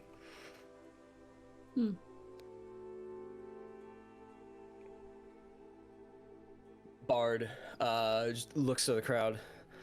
Are there any among you who have anything further to say on this matter? As at this point, the discussion has probably lasted several hours. Yes, I know. Bear with me. Partially is because political intrigue is not exciting for everybody, and I don't want to be go over the full details. I don't want to be monologuing 3 NPCs talking to each other. That's not the game's not me, it's the players. We're just watching Brian talking to himself, no big. Practicing theater. So, the ones up there go back and forth. Dane is for forming an alliance with Bjorn and marching upon Vingland and just dealing with the problem right here, right now. He sees that he could be a potential threat to trade routes in the future, or just an overall nuisance to the Bjornings, and potentially the elves. And he just sees it as deal with it now, and we won't have to worry about it later. Bard logistically doesn't think war is wise, as Dale and Laketown are still rebuilding and recuperating from the Battle of Five Armies. Even Dane kind of agrees with this, but on principle alone, he is still for marching.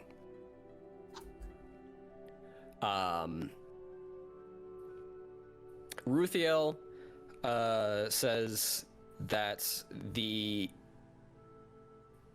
Elven King has other priorities currently and would not be able to lend military aid, and advises against war, as it would eventually spill over into Mirkwood. And so that's when, after hours of back and forth, conceding points, discussing, a couple of people chime in from the crowd, Bard gives it one final. Is there anything else anybody wishes to add before we call to a vote of whether or not to form a military alliance with Bjorn and march upon Vigland?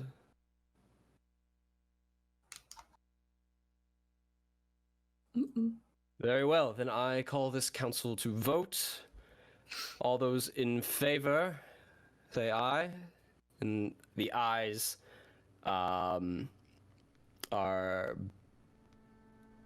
or all those in favor of sending an army are actually nobody. At the time it comes around to the vote, Dane changes his mind by listening to everybody and conceding that even Erebor is still hurting from smog.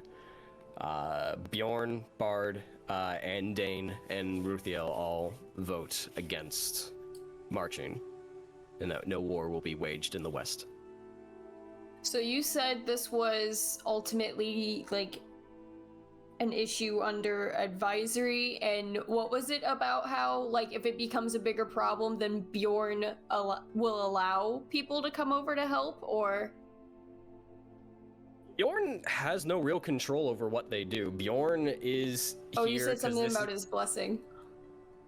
Yeah, ultimately the north, as in Erebor, Dale, and Laketown, and the Elven King potentially, can do what they want. If they perceive Vigland as a legitimate threat, they don't need Bjorn to say, hey, come help. They'll just go and march. So this was more or less that Bjorn is here to basically say, hey, by the way, this is happening over in the Anduin Vales. Okay. I have it under control, but just so you know, and if there's something you want to do about it, here's what it is. And the discussion basically devolved into do we go to war or not? Yeah. Okay. Do we perceive this as an issue, and if it is an issue, do we have the ability to conduct a war? Yeah. I just wanted to make sure I heard that part right about them basically going, well, if and when it does get worse, we can just like skedaddle over there, basically. Yeah, but currently they are all in agreement that Bjorn has it under control. Vigland isn't a concern, so we will let it play out. Okay. And as there's like a bit of a 10-minute intermission after the several hours of conversing, you hear whispers amongst the crowd that while the talk and gossip of the town leading up to this was Bjorn. He's a folk hero. He's a legend out of a story. The mythical skin changer. After this initial talk, you start hearing whispers in the crowd that Bjorn's getting too old. He's grown soft. What's going to happen when he's gone? He's getting older in years. So now the public view of Bjorn has already shifted from this one conversation, and that people are now starting to doubt whether or not Bjorn resisted war because he himself wasn't of the age to do it, and he is now weak. Oh boy. So there we go. After a sort of a 10-minute intermission, everyone sort of reconvenes. And Bard quiets everyone down this time as they didn't want to hear Dane's hammer. I don't blame him. You see, as everyone just sort of quiets down from Bard, Dane just has like this smile across his face. If you can see through his beard, like, yeah. And Bard just goes, so the next topic will be trade in the north, concerning both Dale, Erebor, and Laketown as well, and what is best suited for trade deals of feeding and sustaining our people. So, a few years ago, there was scattered trading. We were mostly hurting to rebuild. Most of our farmlands were burned and destroyed, and we had to replant, resow a lot of things, and a lot of us lost more than our farms. But in those years that we have begun to become yet another center of trade, both with imports and exports. And while our farmers are still trying to get ahead, we are looking to import additional sustenance to be able to fend for ourselves. And he looks towards Dane. We all know the dwarves don't farm. No offense. I tried your cooking. It is not good. And the elves do very little in terms of food exports, grains. That is no fault of your own, it is just what you have the ability to do. You mostly export wine, and we all are in agreement that the wine is divine. Unless, of course, it's from Darwinian, sorry, honey. So, the topic here is to help feed the region.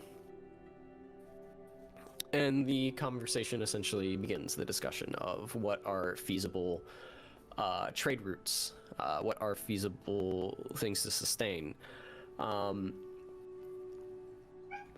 there's lots of discussion back and forth. It goes on for, again, several hours. Ordinarily, in the past, the Bjornings and the Woodmen have very little things to discuss about this. But with the Bjornings controlling the Anduin, they're able to encourage trade all the way over to Dale. So Bjorn has a lot to say about the matter in terms of like coal to help sustain the protection of the Anduin in the crossings. There's because of that facilitation of trade that Woodman Town might be able to aid. And you look over and you see Naylor just kind of like a finger to her temple going, I don't know Woodman Town. I don't. I didn't study. Maybe we can, sir. I would have to return to Ingemer and call another Folkmoot to decide, but I'm sure that if we have surplus, we'd be willing to aid, though the time it would take to get there in its current state might not be something you'd be beneficial for. Fine, I was gonna raise his hand. The council recognizes the dwarven dignitary? Yes, Vidar, the Warden. Yes. I just would like to add in my Borfrey and I's progress. We are far along in our progress in reopening the Dwarven Highway that runs through central Mirkwood, which could be useful in transferring supplies from the Woodmen over to the other side of Mirkwood. While the work on the road is not complete, we're hopeful that it could be completed within the year, and any resources that could be supplied would of course speed this completion along. Well, that would definitely change trade route times. Be done within the year. Yes, so I gotta open up the document again.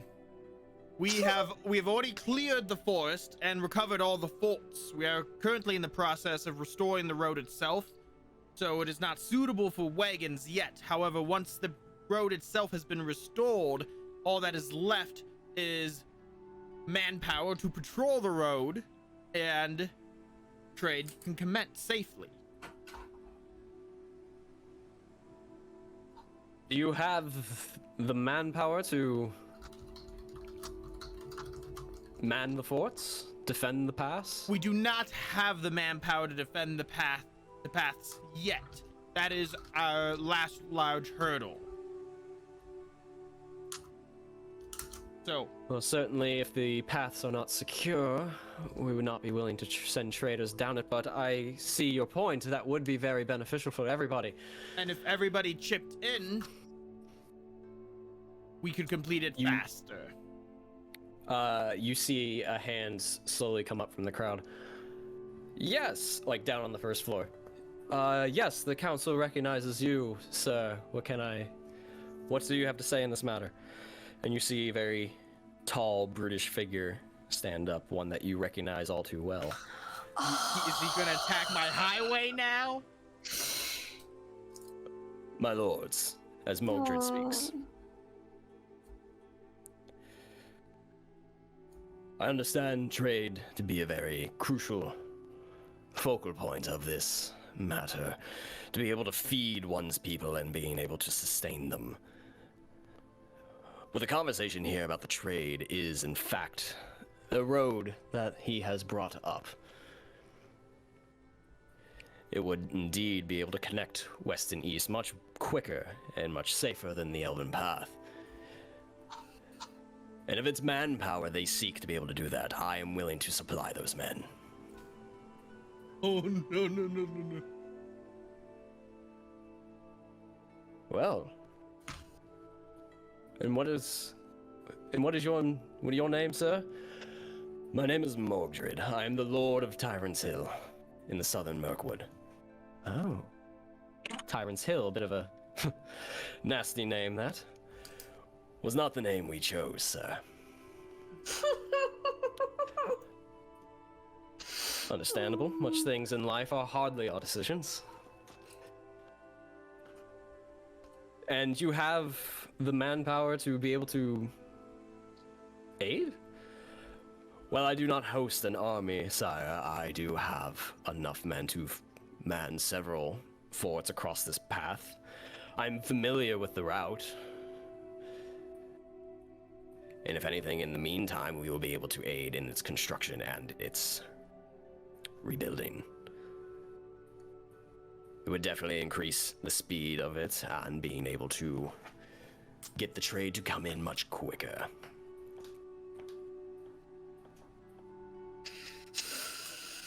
Well, thank you. This is something to consider very well. Does anybody else have something to bring to the table? I do. Ah, yes. Trade Prince. Ridiculous Hey. title. Ridiculous title. Please. Please, discuss. Well, as my Merchants Guild has sort of retained control of most of the matters pertaining between Dale, Erebor, Lake Town, and recently, as he looks towards the Queen, the Darwinian. Thank you, my lady. We have made several trade alliances with in the Elven district of Lake Town and within the Elven King's Hall as well. So we have quite a good amount of secure routes for wine, luxury goods, cloth. But food is definitely one thing, unless it's coming from the east. In terms of spices, there's nothing else that we really can retain, and Gondor is too far away to be able to reap the rewards of their harvest. I've invited one person here in particular to discuss this matter, and that is Lord Seowin the Generous. His people have recently settled in the East Bight, and they were welcomed in by the woodmen, so they are in very good standings. His land is fertile. His farmers have planted over the last few years, and they are reaping the benefits of several bountiful harvests. Coming up the river running, and upon horseback, I believe that this initial influx of trade with the East Bight would be able to sustain us at least until the road is open and we are able to be the center of trade of all Middle-earth. Ah. Thank you. I'm on.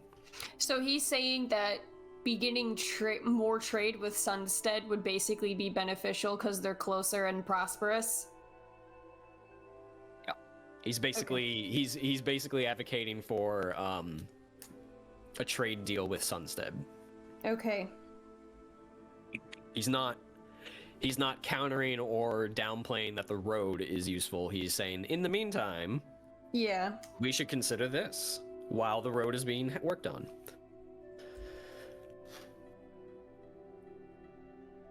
Okay. Very well. Well, I do believe we've come to some sort of conclusion on the discussion, unless anybody wishes to take the floor.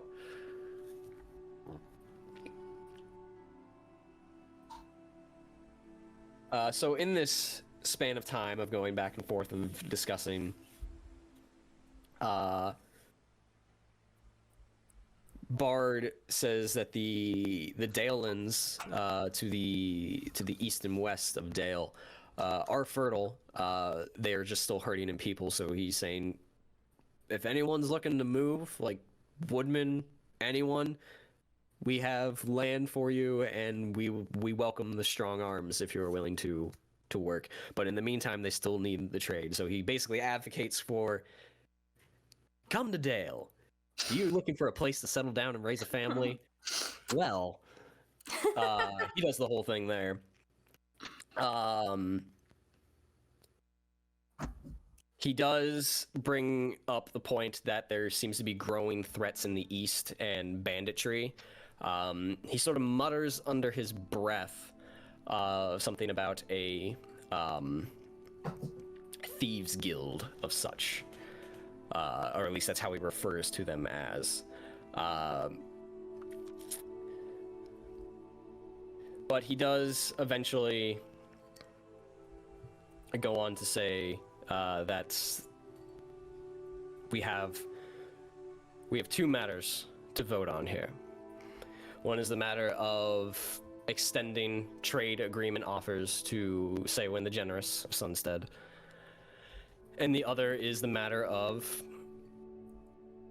allowing Mogdred to provide assistance to the Old Forest Road.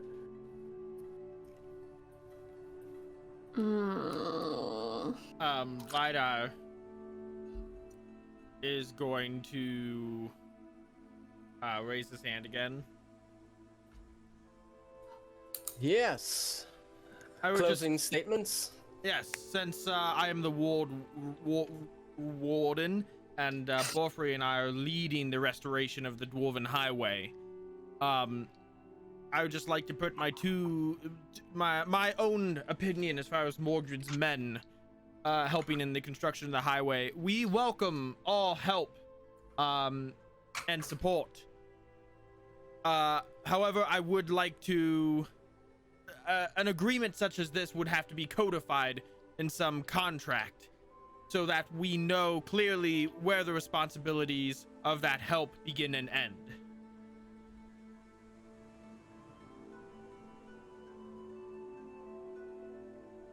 Well, if we offer our assistance through this proxy of such, that's where it begins and ends.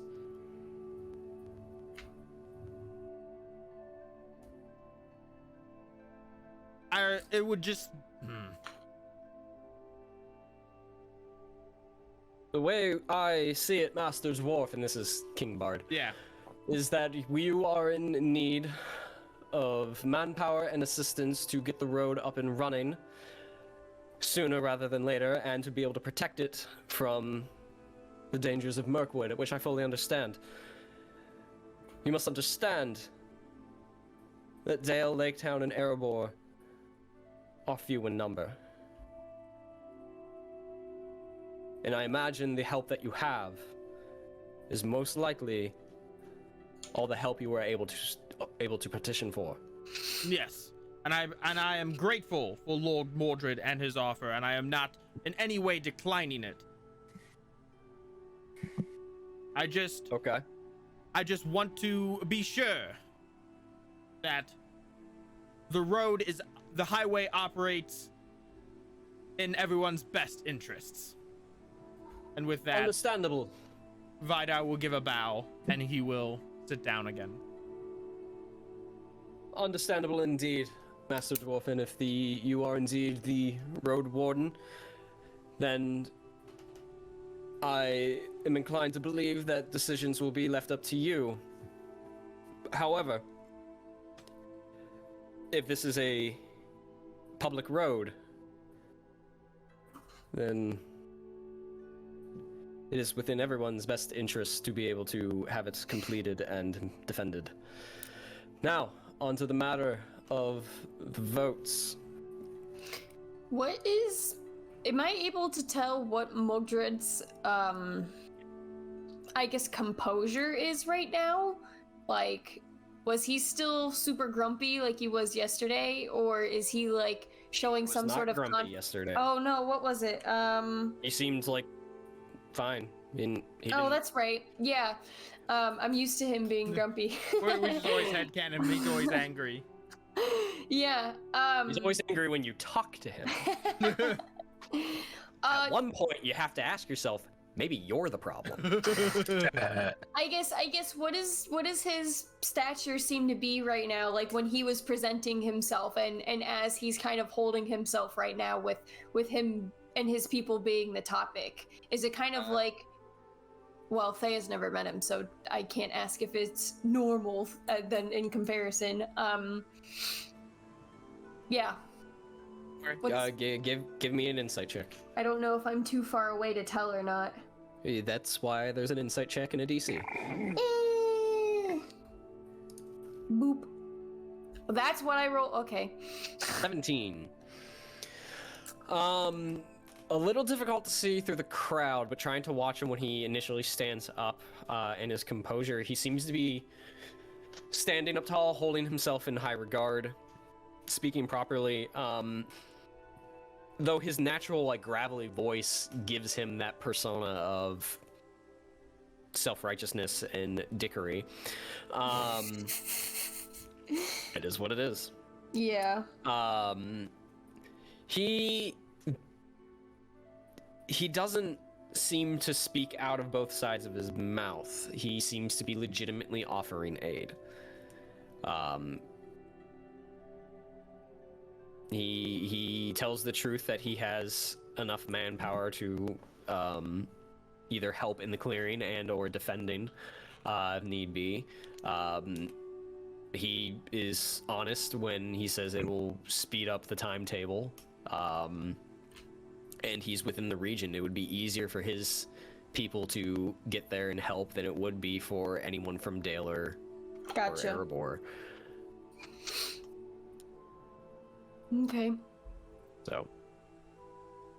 Okay. What is Nayla doing right now? Oh, she is as red as a tomato, and you see a vein popping out of her forehead. She's absolutely livid. But I spiritually pat my character as a player. She doesn't speak up, mostly out of the reason of like making a scene. It's not so much that she doesn't give a fuck about that. That's true. She doesn't give a fuck about making a scene. That's true. Part of it over the years has been fool me once. Like, no one's listened to me. No one cares. So while she believes he has an ulterior motive, she's just tired. She's tired of it. Yeah. There might be a little part of her that's going like, well, if this blows up, finally people will wake up. Yeah. That might be there, but it's definitely not the predominant, the prevailing thought. Okay. There's also something else in the back of her mind that's telling her to just let it play. Yeah. Okay. Very well. On to the votes. First, on the matter of trading with Sunstead. All those in favor, say aye, and raise your hand. So we can have visual and audible accounts. Dignitary, you don't count.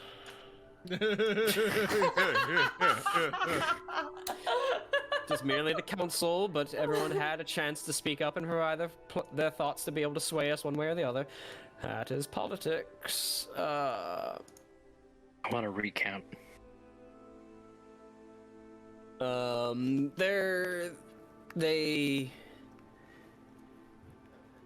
They unanimously,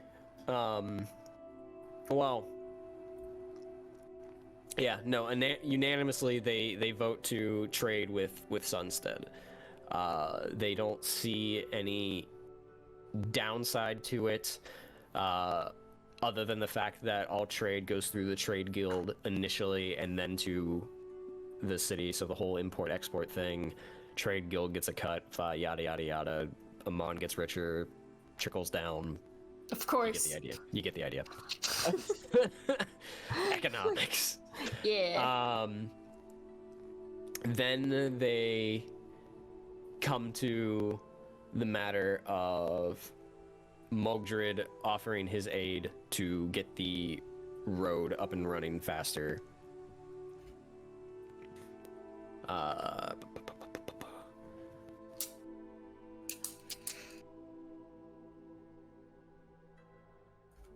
They converse amongst themselves for a matter, as they're unfamiliar with the Lord, but they know of the road of old. They know what it used to be. Dane speaks of Beaufry and the project that he left years ago to get it back up and running. And that it was a dwarven road, but the new vision is to make it more of a self-sustaining thing. And they're all in agreement that the road itself, its existence, would be highly beneficial to connect the two. It would be a much wider road, easier to traverse, and for the most part, no potential elven magic that would get you lost for days. In theory. That's a plus.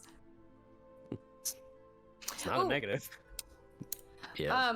Can I still see Mogdred from where I am? Like, is he still standing, or is he like sitting down he's now, sitting. or like he sitting? sat back down once he was done talking. Do I have any sort of like clear sight on him then at this point, or not quite? I mean, From a you distance. saw where he stood up and you saw where he sat down, so you know the area he's in. So as long as you didn't like, he appears to still be there. Yeah. Okay.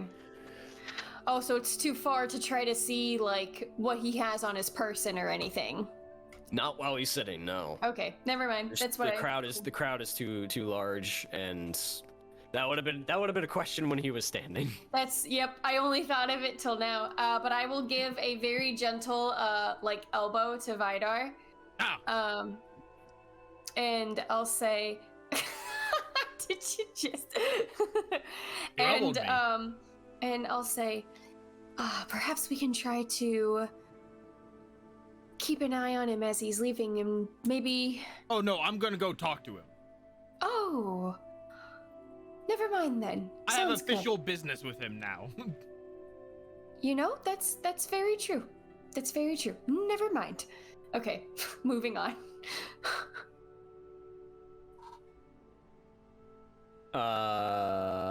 So the votes begin. Ruthiel actually abstains. She does not cast a vote here. Interesting. She gives no further explanation as to her vote. She just says, "No, not taking a side in this." Dane on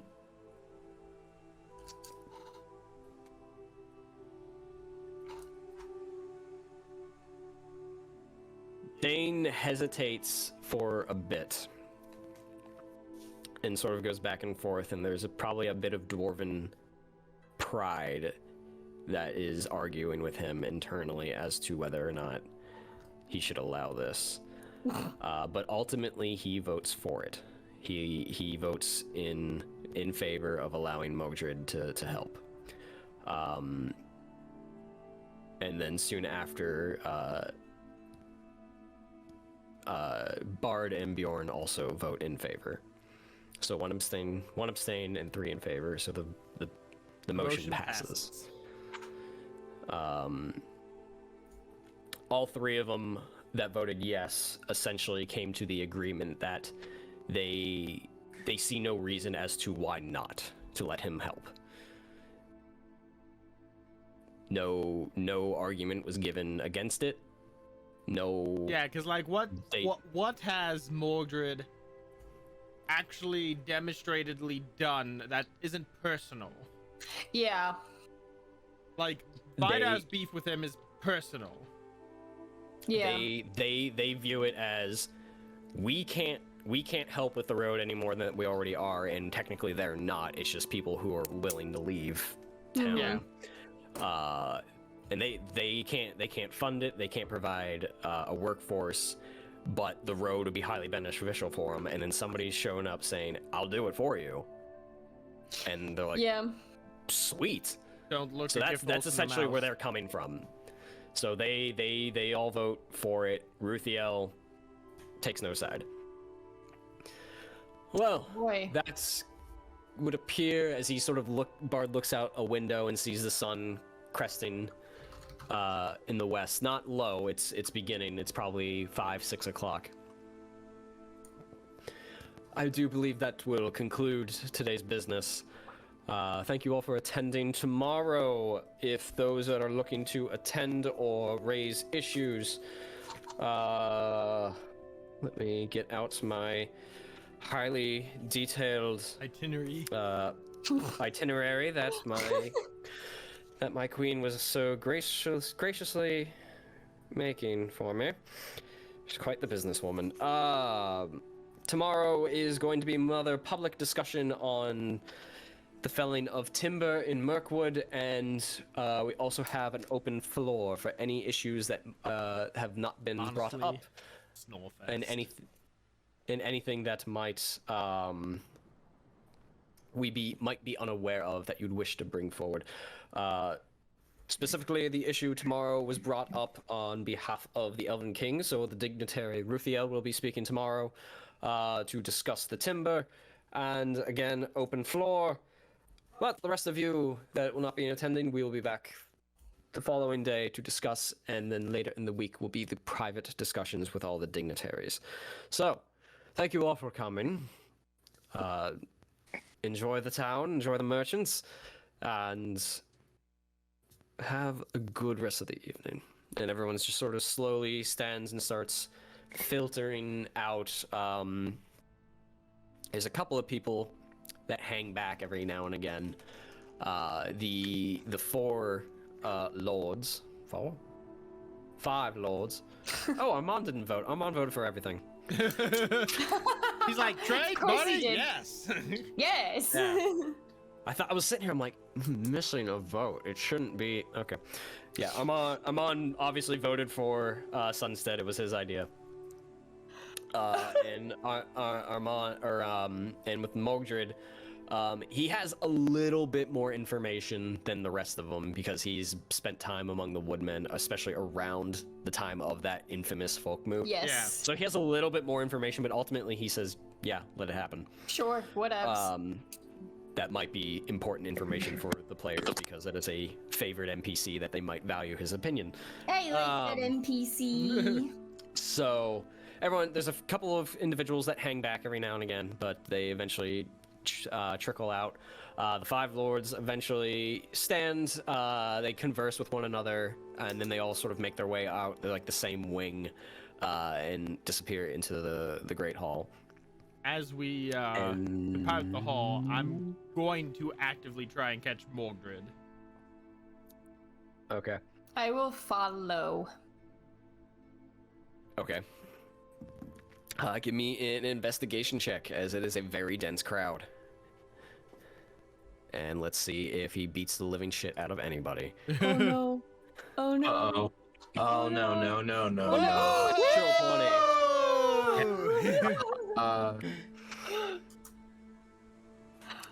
Okay. That's our 100th natural 20. They need that air horn, man.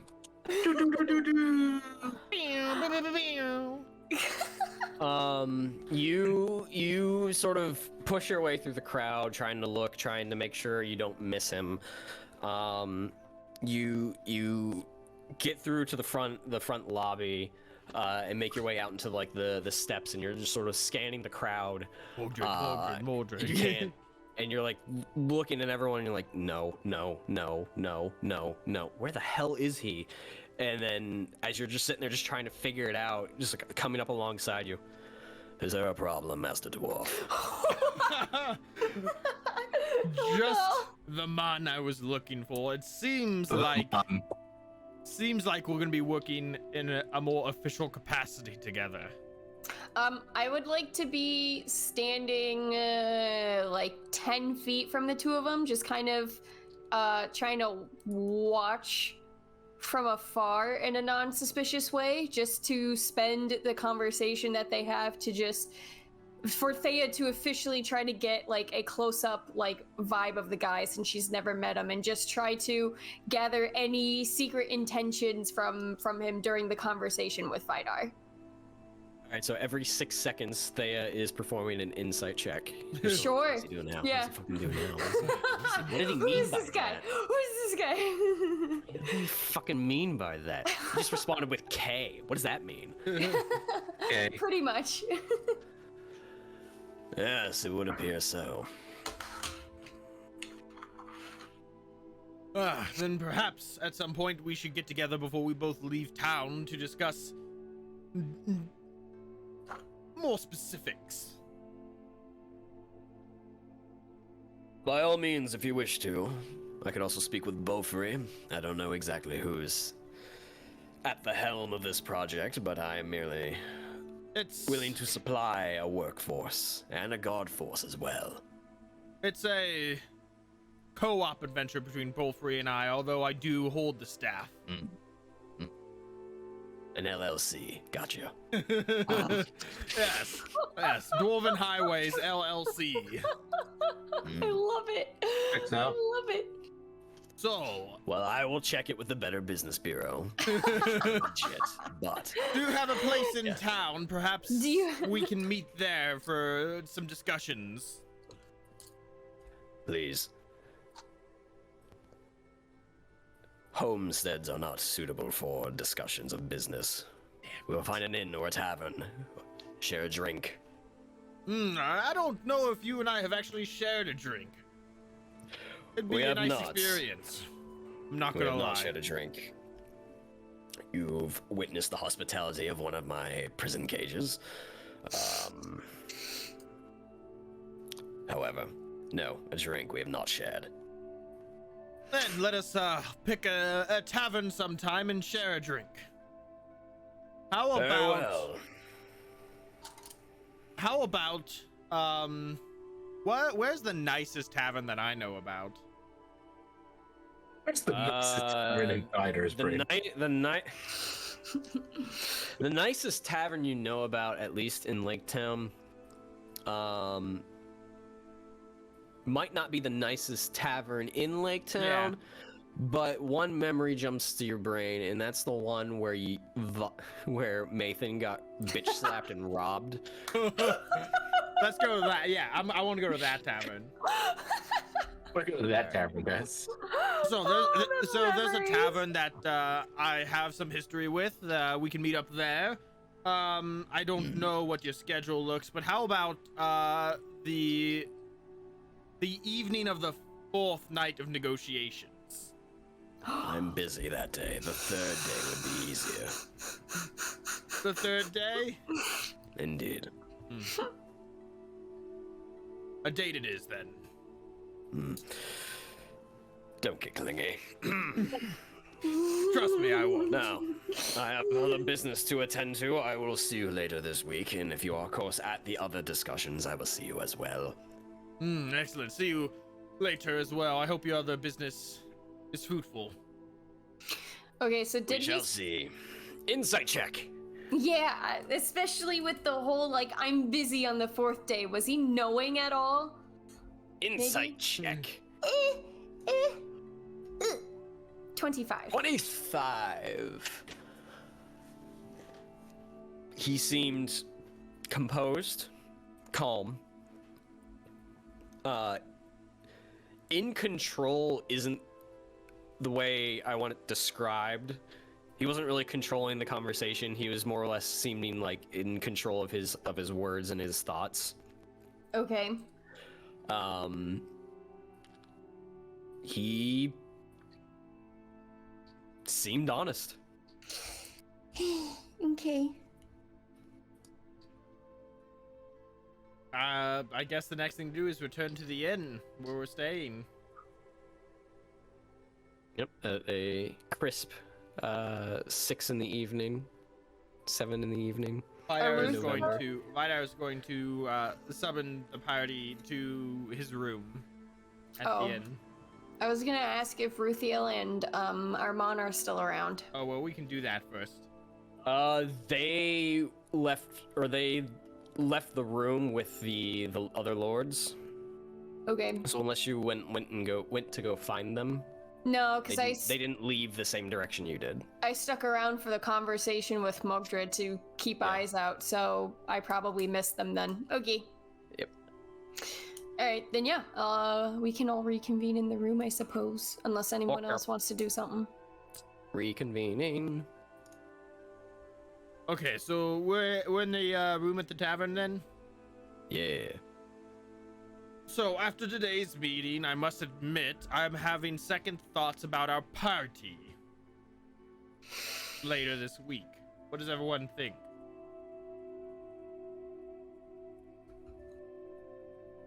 If all ends up going very wrong, the outcome of the party then could bring some negative consequences to some new new situations that have occurred. Yeah, if the party goes badly, it could have a tangible multi-civilization effect. Oh no. What have we done? Nah, it'll be fine. But if the party goes off without a hitch, we get everything we ever wanted. I suppose the question is this, Vidar. How badly do you wish to achieve what we were planning to achieve with the party? Or do we need to postpone the party for a different type of day and situation? It was, honestly, it was a spur of the moment idea. An opportunity presented itself, and I thought it'd be a great time to have a party. But the fact that, you know, if things go well, like if my new partnership goes well, like maybe this party is the thing that could make everything go wrong. Yes. Well, what you could also do You could always wait for another opportunity. Yes, what you could also try to do, instead of a party, you can utilize your new, what do I want to say? My Your new business relationships. I'm trying to be more vague than that for certain reasons. But you can utilize your new appointment later in the next few days to try to gather some more information. I'm not good at that, but I'll do my best. At least it can be a more harmless way of going about what you're trying to achieve than this than the potential chaos of a party. We'll keep the party on the books tentatively, but Volley, Salphos, you've been quiet. I don't think we're near you guys. Like we're in different parts of the hall. Oh, I thought we all reconvened I- at the all room. reconvened. I was trying to, I would just- I was trying to invite everybody to my room to talk about this. Yeah, no, you guys were next to each other that entire time. So, But I overheard the conversation. Is there I a felt. reason you wouldn't want to come to my room to have this conversation? Oh, no, I just thought like Okay. I was out and about, and then he's like, "Do you go back to the hall?" And I thought I just got to at a different time. But we all reconvened. Yeah, so basically everything I just said about rescheduling the party and all that. I specifically also want Bali and Salphos's input. It's like a good plan.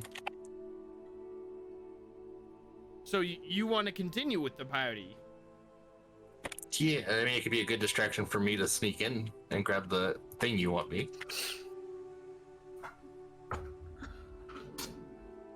You get all of his cards there too. With this new development, I cannot be present for the party. I cannot be seen at this party. No, which would make me being the one responsible for bringing a cake. Yes. Brian's face. And your patron already, Thea, is known Yes. for her pastries. I'm gonna have her break bread with Mordred. Yes, so me also being involved with this party is It kind already... of makes sense. Let's be honest. It does, but it also is already, it already can also bring some sort of negative outcome if the party goes wrong, because based on who I am affiliated with already, That's why. That's also. can- You're only bringing the cake. You're not staying for long. That is fair, but again, we're now talking about with the new developments. what the worst case scenario of hosting this party still can be, and we're trying to determine now if it is still worth hosting this party or if we should postpone it and consider a new means of celebration. Molly, you haven't said anything. You all just throw bad parties? I don't think I've ever heard of a dwarf throwing a bad party. Oh, trust me, it will not be a disappointing party. A party that you're not going to be at. It doesn't make sense to me, Salphos proclaims. Well, it's a big secret, Salphos and Volley, so we have to be careful how we discuss this party. So we don't want who the surprise is meant for to find out about it. I think Kevin is muted. Are you muted? Oh, he might have been. He might have said something Where golden. have you been speaking? Yeah. Sorry. So Volley, what do you think of the party? What were you trying? Yes. Okay, TLDR from what I was saying. It sounds good. Keep it going. Okay, Jeez. the party's still on. I'm sorry, but I will not be able to be present due to prior business engagements. We'll see how it plays out. Maybe I'll be able to show Yeah, up. just How He'll about just stick could we at least wait and see how I mean, we your- have to wait because the party how isn't for your- days. Right, but could we at least wait and see how your initial appointment goes before? We'll meet up. We'll talk about it every night. Okay, I would feel a little bit better with that, but I have to say, as eager as I was to do all of this, I am now having some doubts. It's interesting because we two were the most eager for this party to begin with. The other two were hesitant, and now it's sort of Now reversed. it's switched. I was waiting for the part earlier when Theo was like, how about instead of the party? I was like, don't you fucking say, how about instead of a party, we throw a soiree? Wow, I'm like, what the fuck is happening? All right. Well, so the four of you discuss the matters of your plans later in the week. Our little Your social endeavors. Your post North Council after party. Oh, we should also wait and see what he specifically may bring up throughout the rest of the week during the event. I mean, that that's may why change we things scheduled too. it for the end of the week. I know, but that still may change things too. There are still a lot of factors we don't know about that can still come into play. So you guys converse about whether or not to continue with your grand plans. There are still 4 days of the council to happen. Two of which should be public, and 2 which will be private unless the schedule changes. The private matters will allow the foreign dignitaries to be with the Lords of the North and behind closed doors without the public crowd. If you accompany one of those individuals, then you will be part of those discussions. But we will see what the rest of the week pertains. There's a cat howling for food. I was gonna say, I don't know if he can be heard. Yeah, we can hear it. We can hear You it. can hear him through me? We can hear it. Yeah, we can hear it. We can hear it. Yes, we can hear it. The first day is concluded and important matters have been discussed and voted upon. The Fellowship has plans of their own on how the rest of the week will go, but we will continue that next week, as this is where we're going to end tonight's session. So thank you all for joining us. Tonight. We will be back, all of us, next Tuesday for the 60th episode of Darkening of Mirkwood. You can catch Lindsay tomorrow for our mini paint and chat, and you can see the rest of our schedule for everything else. Thank you for being here. Don't forget to follow us if you enjoyed everything, and we will see you all later. Bye. Good night.